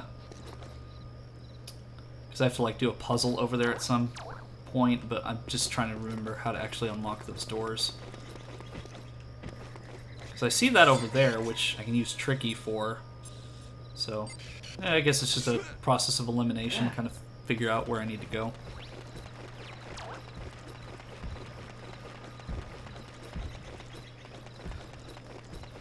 Yeah, like, I've got a lot of buddies who joined the service, and some of them are still in the service. Like, I have a really good friend who's in the National Guard right now. Like, I have a lot of military friends and family, and, you know, like, I really wanted to do it at one point, because I figured it would help me, like, with my career, and there's some benefits there, yes, but it destroys you mentally. Alright, I'll see you later, Joey. It was good talking to you, bro. I'm gonna get eaten!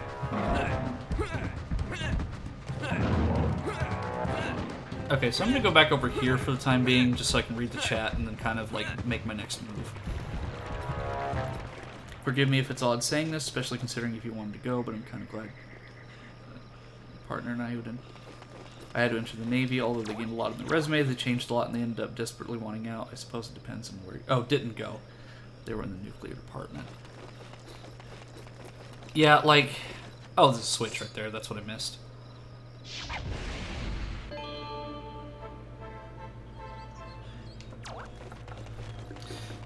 Yeah, I'm glad that I didn't go, too, because a lot of my friends who ended up going into the service, like... they ended up changing for the worse. Like, they ended up being, like, really broken, or they ended up being really hateful. And that's not, and I'm not saying that that's a one-size-fits-all story, because there are, like, I have really good friends who are in the service, and I really respect people who do it, because it's hard, it's not easy. It's not an easy career path.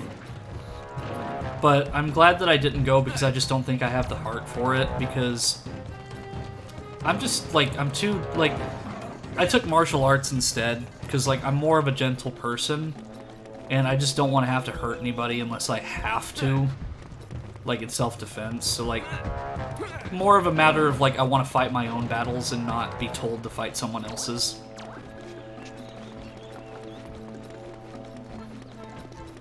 But believe me, a lot of that culture that I experienced through JROTC and then college ROTC and then, like, getting ready to go to the Army, and then also the Air Force. I did also enlist, like, almost enlist in the Air Force, too.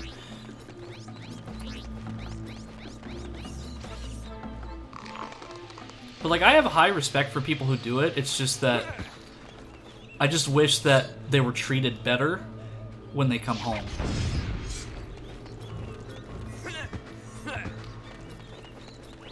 Because, like, a 10% off discount at Home Depot is not enough, or in Lowe's is not enough for what a lot of those people do. Like, a lot of people come back, like, completely broken.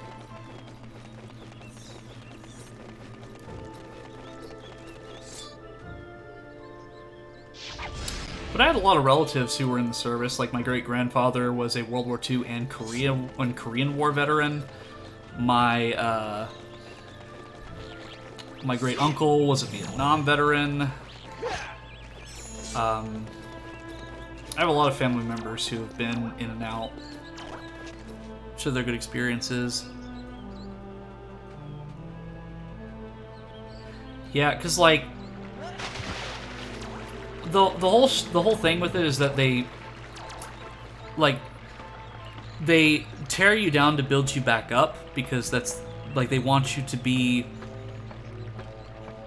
like, they want you to be the best that you can be for the service.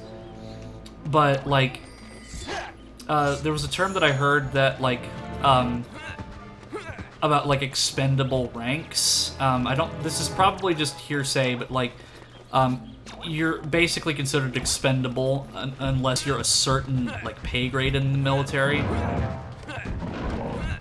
But yeah, like that's like I learned a lot. Like I mean, I did a lot of like I did a recon lab with the with college ROTC. You know, I learned a lot. Like more, and through college ROTC, I was in the rifle and pistol club in my college. I learned a lot about gun safety. I got to try out a lot of firearms that I never got the opportunity to try before.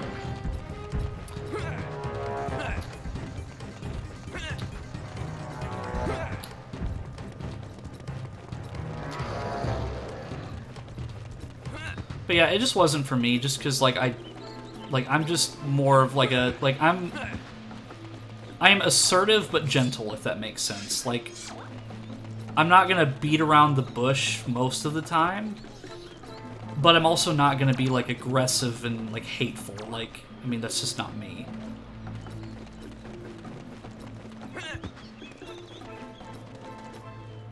I have gripes against the Brazilian Navy. Yeah, see, like, I won't get too deep into this conversation because I know it's kind of a touchy subject for some people. But, like, other countries, they have a forced military service limit. So, like, there are certain countries where, like, all, like, say, for example, like, all men age 18 plus have to serve at least one term in that country's military.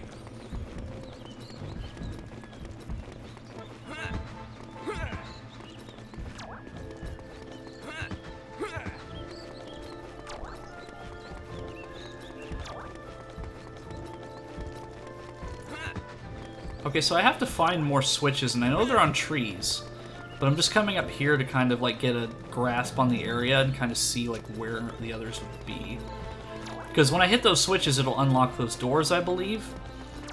But it's just a matter of, like, going up here and kind of seeing, like, where they are. Because, like, if I look down there... I'm gonna... adjust my chair.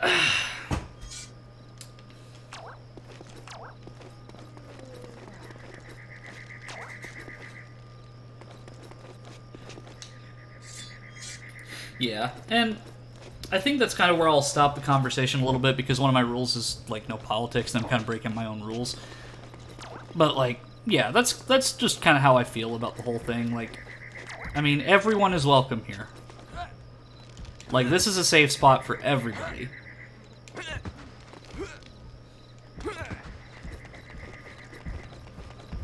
And the more I stream, I think the more that everyone kind of learns about me as a person. Because, like, I have a, like, my story is, I wouldn't call it that interesting, but, I mean, I've got a lot of, like, life experiences and things that I can share that, you know, maybe can help other people, or just, you know, be an interesting tale to tell in a time where I'm running around in circles and like a chicken with its head cut off because I can't find these damn switches. Because that I have to get the enhanced ground quake before I can go up there, because I have to kill the red eyes in order to progress there.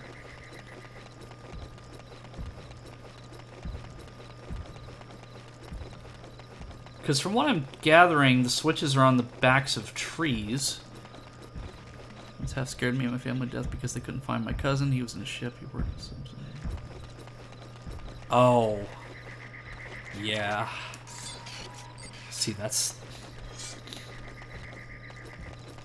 See, I can only speak from personal experience from, like, what I know. But, like, yeah, that's... It's not good.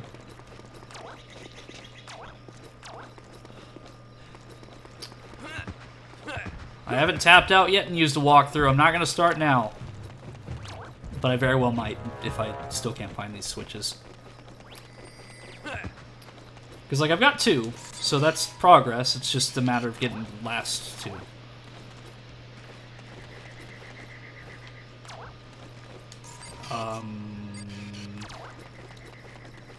insert Patrick sound effect. Okay, so there's one right there. And then there was one over here that I got earlier. So I think they're probably going to be on the other side, if I'm remembering correctly.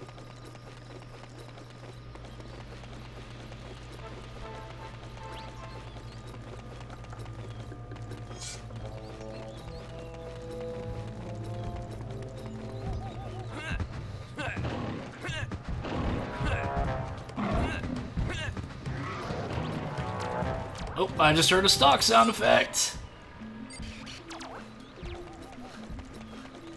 It's like, take a shot every time you hear a stock sound in this game. Which don't actually do that because I don't condone excessive drinking, but like Rare used a lot of stock sounds from various different libraries for these games. I wouldn't be surprised if the footsteps are stock sounds.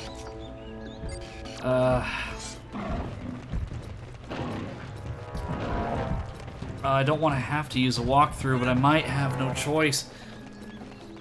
Because I know that there are 2 more switches that I have to get to unlock those gates that led me through there.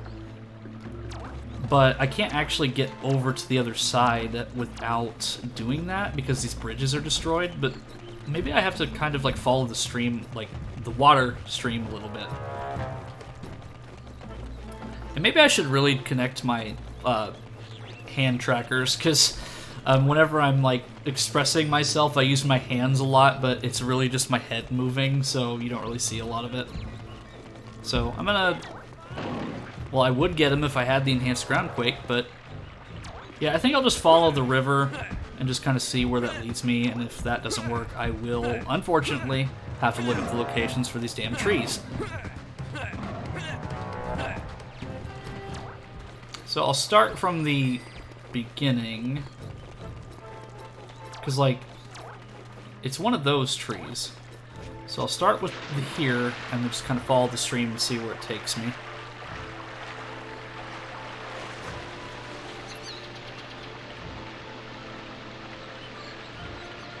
That's what makes them memorable. You don't have to be unique, create something exciting. Yeah. Like, just enough to where it doesn't take you out of the experience, you know? Like, using the Wilhelm scream, for example. Like, that's been done for years. But, I mean, it adds a little bit of a slapstick comedy to it, in a way. Because, like,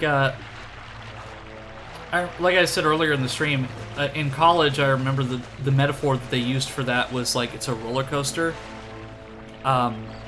So, like, after the, you have the anticipation of the build-up from the roller coaster, and then you get on the drop, and then after the drop, you kind of have, like, a relaxing moment. So I think, like, after that roller coaster drop is when you have, like, that slapstick comedy sound effect.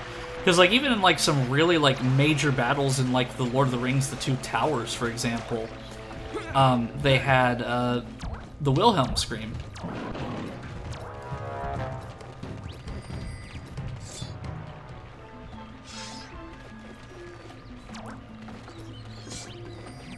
Okay, so I'm gonna continue to follow the river, and then I'll go into the temple again, see if there's something I missed, but after that I will probably just look up a walkthrough and kind of see what I'm missing here.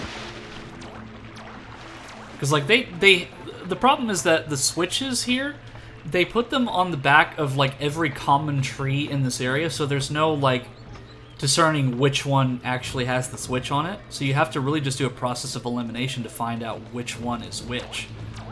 Because they all look the same. It's like this tree looks identical to the one over there, which has the other switch on it. So I think I'm going to go into the temple, kind of see where I'm at there. And then, if I have no dice, then, well, I'll just go walk through.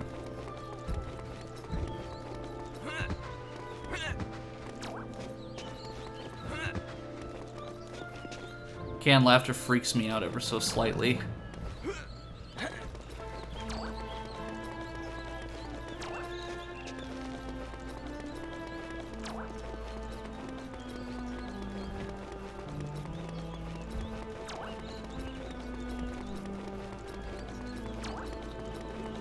Yeah, like some of like the really old sound effects, like that stereotypical like Halloween like low-pitched laugh, like that's literally just some old stock sound effect that they pitched. Like it's just some guy laughing that they pitched like super low. Like anybody can do that.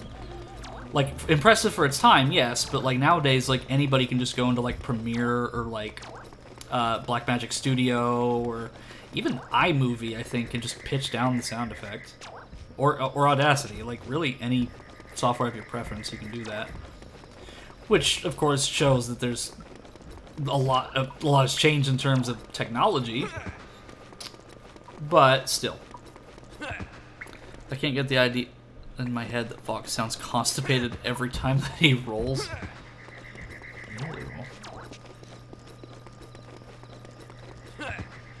See, it's funny you say that because I was exposed to a song called Constipation Blues by Screamin' Jay Hawkins earlier this week, and I cannot get it out of my head because it's hilarious. Because it's like, oh, well, regular blues artists, like, they write about, like, all sorts of different kinds of pain, but we're talking about the worst kind of pain. And we had this experience at, like, a hospital or something, and then this is what came of it. And it's literally just, like, a guy screaming on the toilet as he's constipated. Okay, well, hate to say it, but I'm gonna have to tap out and use a walkthrough for this one, because I do not know where to go from here. And there's no shame in looking for help. I just wanted to kind of like do it as legitimately as possible.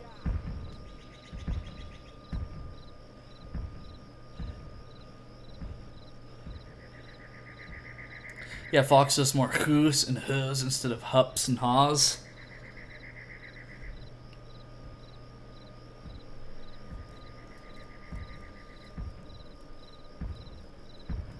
Okay.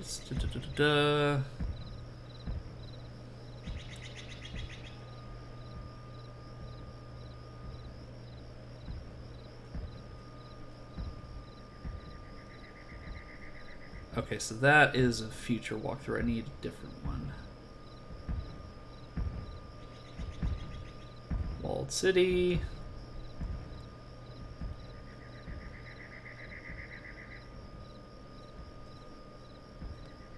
Okay, maybe... Okay, so I guess maybe I'm, again, overthinking it. I can just use the regular Groundquake for this, I guess? Okay, well, I'm sad that I didn't actually realize that at first, but... You know, this whole stream has been about me overthinking things, so... But, I mean, that's the charm in it. Like, I mean, if I do this 100% perfect, it'd just be boring. Like, me struggling and trying to figure out what to do makes it more real, I think. Because a lot of, like, speedruns and stuff, like, people train for that, like, days, weeks, and months out of their life to do it. And me just having a casual playthrough where I get stuck, I have problems. It's a little more, like, I think it's a lot more fun, at least for me. Just because it feels a little more organic. Okay.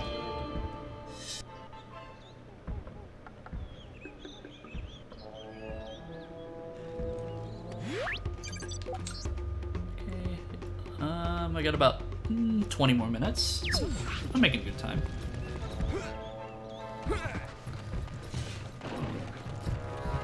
And I don't say it enough. Well, maybe I even say it too much. I don't know, but like I really appreciate all of you, chat. Like actually getting to be myself on a new platform, not hiding anything about myself, just being completely true to who I am as a person. Like, I'm really happy that I'm able to do this.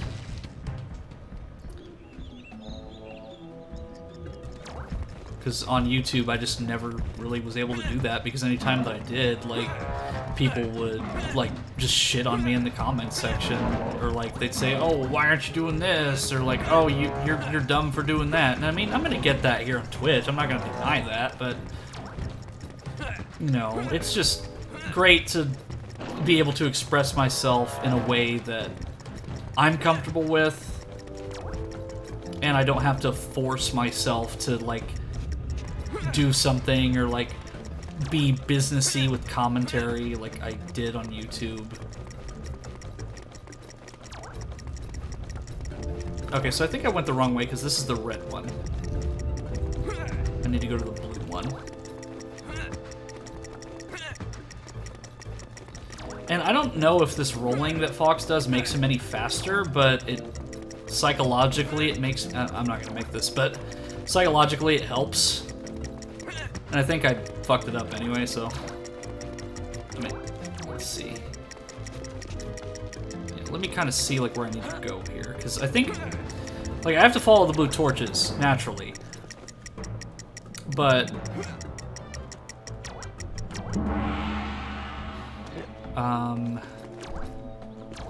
Okay, so the entrance is right here. So it's on, like, the middle level of the pyramid.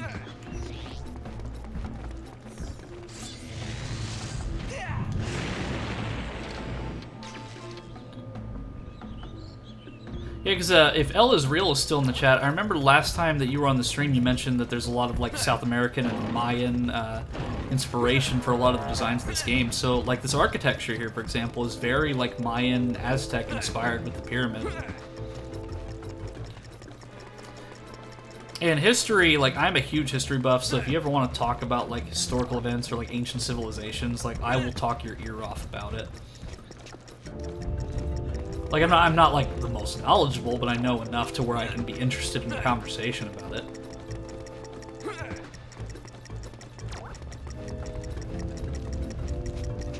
Because when I was in college, originally my major was a history major, but that was only because I was part of a program in my school that, the program that I was in, was through another college that let me attend another school. It's complicated, but once I got out of that program and I was an official student at the college, I was able to switch my major to graphic design, which is what my degree is. So yeah, fun fact, Eno has a Bachelor of Science in Technology. And various other certifications that I don't have the paperwork for, but I am certified. When I was in high school, I got certified for like disaster relief assistance to go along with like FEMA, but they never gave the paperwork for that. It was like a program called CERT. I don't remember what the acronym stood for, but like I was certified to like go and assist like FEMA in the event of a natural disaster. Something to that effect, but I never got the paperwork for it. It was through JROTC, so we did a lot of like community service learning projects.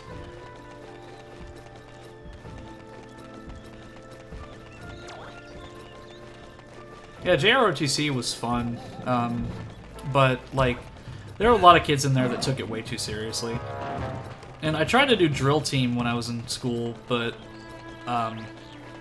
it was another thing that I just kind of like. I didn't really have a lot of fun with it, so I just kind of did the regular stuff like parades and like so forth.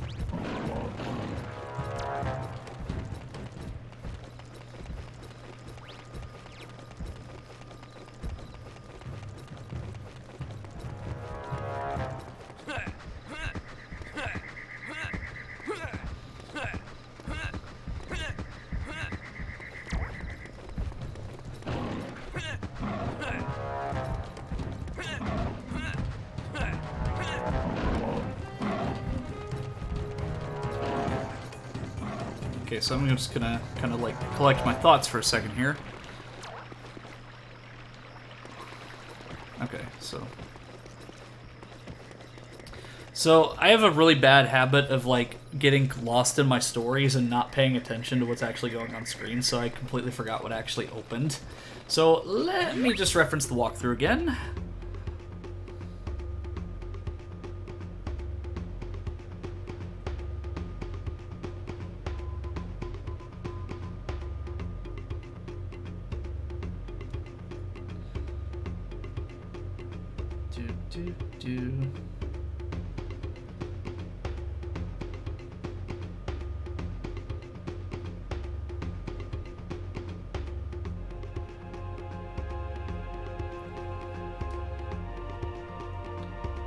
The sun will light up and the panel will slide away to reveal a ramp leading down to the ground. Go on down to find King Earth. Oh yeah, it's the top of the pyramid, that's right. Sarah! It's good to see you! Sarah is my graphic designer. She's the one who did all of the channel artwork, my profile picture. She's a really good friend of mine, so definitely go check her out. Very, very talented artist, and I don't know what I'd be doing without her, so...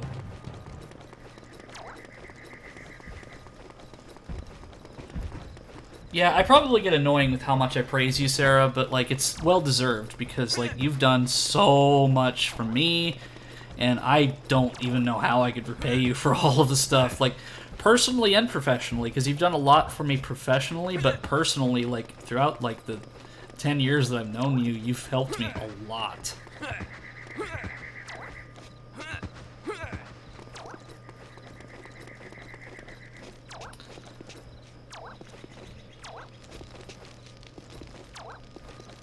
Okay.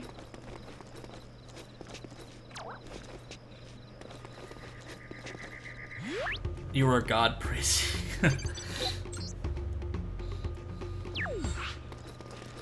Yeah, I don't know if you want me to shout out any of, like, your work, Sarah.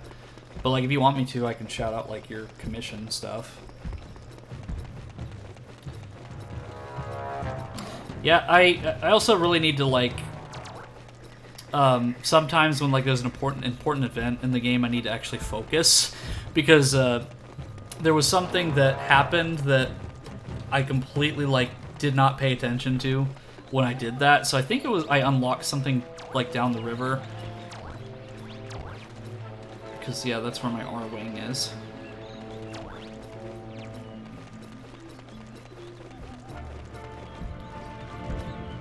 Yeah, yeah, so, well, I can't really, like, if you want to, like, post your link, then that would work. But, like, Sarah does commission work. She does very stylized art. Everything from, of course, like, my channel art to, like, furry stuff. Like, she's really a jack of all trades with what you need, like, and I have very much high respect for Sarah, but that'll be enough of me praising you for now. Let's get back to the game. Because, oh, fuck. Chatbot, Nightbot, screw you. Okay. Okay, so I'll have to edit that next time. It's deviantart.com / I'll just put her name here. Yeah, so, yeah, I'm fine with links. Like, let me see if I can edit that. Yeah, it's not letting me mess with that. Okay, I think that's just a default setting that I have to change, but... So, it's, DeviantArt /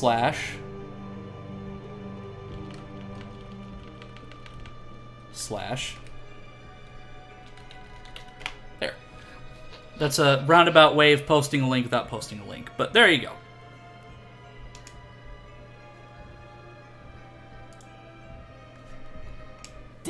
Dad, you're okay. Tricky, my son. You don't have to worry about me. I am the king. Ah, the famous Star Fox, hero of Dinosaur Planet. Yeah, that's me. And before you ask, no, I haven't got the Spellstone, but I do know where you could look. To enter the lair of the Red-Eye King, you must first find the two sacred Oh, I think I know what I can do. Not an easy task, as they are protected by the very life force of the Red-Eye tribe. Locate the magic cave. The answer lies within. There. That should help. I modded you, so, like, I mean, I try, like, even if, like, you don't, like, actively, like, mod, like, that gives you the ability to post links. Because, I mean, you did all the graphics work for the channel, so. Or the Twitch page, rather.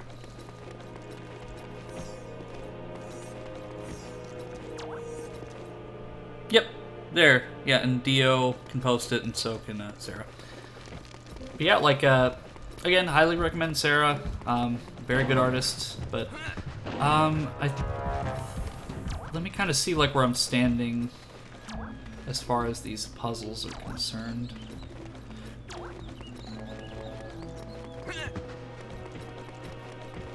Working on animation today, got tired of staring at my screen, hoping the hard part would do itself.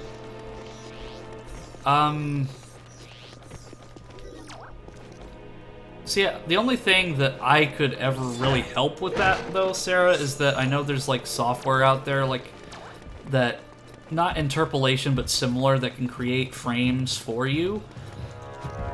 But, at the same time, you know, I have a very limited knowledge of it. I've only ever done stop-motion animation, and that's literally just with screenshots and pictures.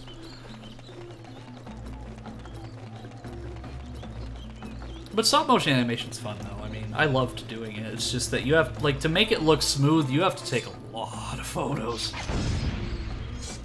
So I think what I'm gonna do is I'm gonna kind of, like, get through this little area right here, and then I will call it the stream.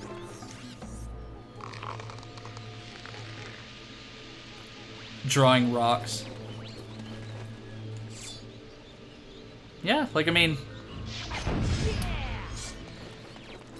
Sarah is, again, my go-to graphic designer.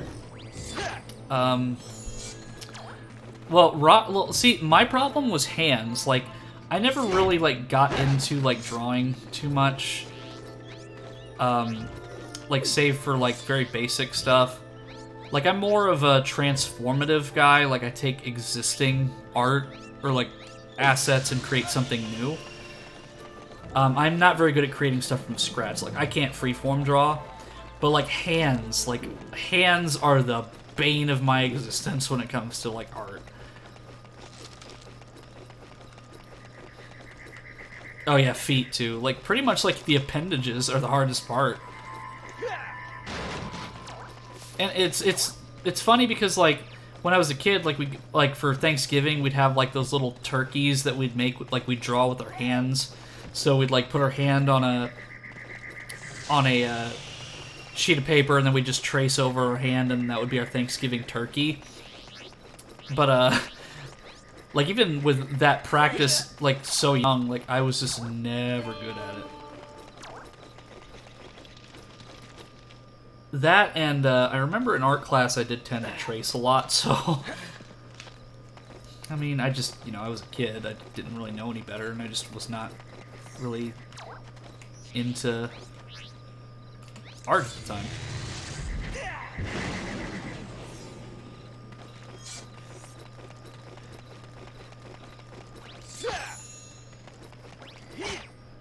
Okay, this is gonna be a switch right here.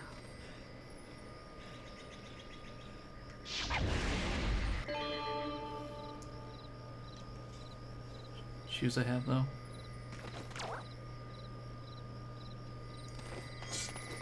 Yeah, like, the artwork for the stream is Celtic Japanese inspired. So, like, in the channel artwork, there's a Torii gate, and then there's some Celtic inspired houses as well. And that's primarily, because, I am of, like, Celtic and Nordic descent, and that's my heritage, but then the Japanese is culture and so on, like the Torii Gate and stuff is the realm of learning that I'm studying.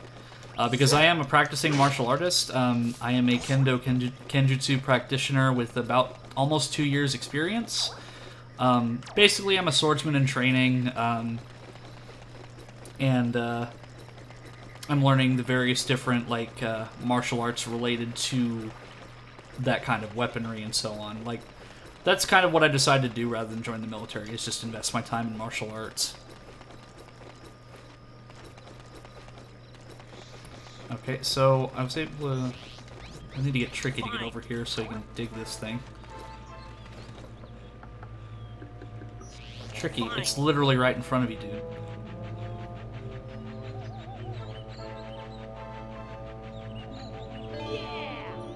Oh, it's just another one of those things. So there's one more switch that I'm missing.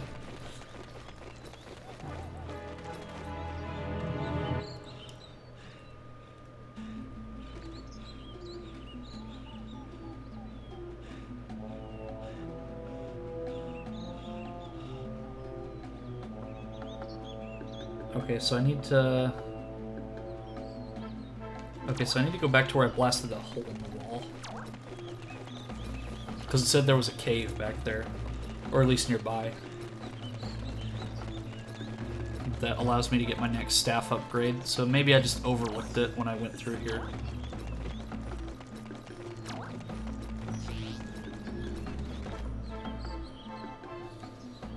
Okay. So what if I plant another one? I mean, I don't... Oh, yeah, there was one that I missed that I thought was a groundquake thing. So that's what I was... That's what the problem was.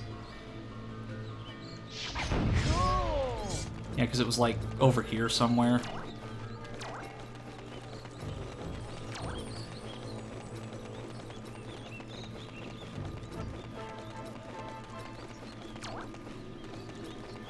I think it's not here, but it's close by.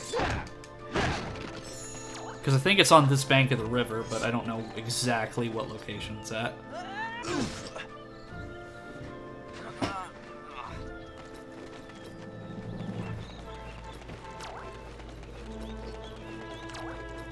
Yeah, like your screenshots... Oh, there's the switch. Like your screenshots in Gary's mod are incredible.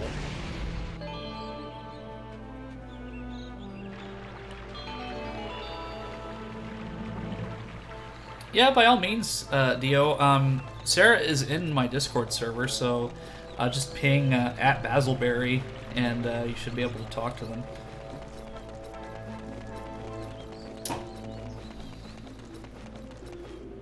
Okay, so I think I'm going to get the enhanced groundquake, and that's where I'm going to end the stream, because the enhanced groundquake is right here.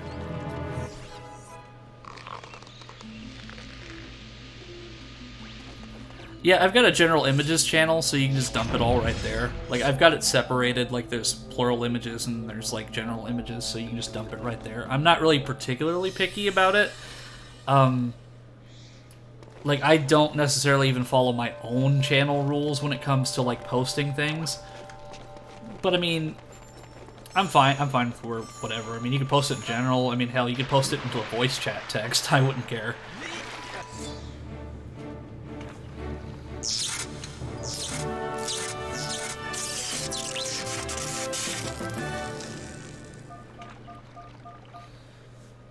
Super Groundquake.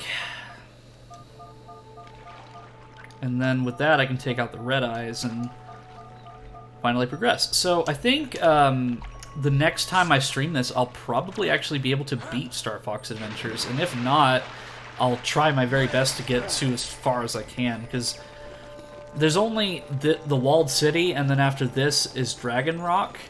And then after Dragon Rock, that's really... that's all there is left. I mean, save for the Krazoa Spirits. Okay, so I'm going to go ahead and save here. Thanks everybody who joined in for the stream today. It was very nice to have all of you join me in my realm today. Next stream is going to be more Skies of Arcadia. Just look for it in the next 3 days, because that's my schedule, is every 3 days. Last time I played Skies of Arcadia, I got past the Temple of Pyron, and I beat the Red Gigas. So we're going to progress a little bit more on that.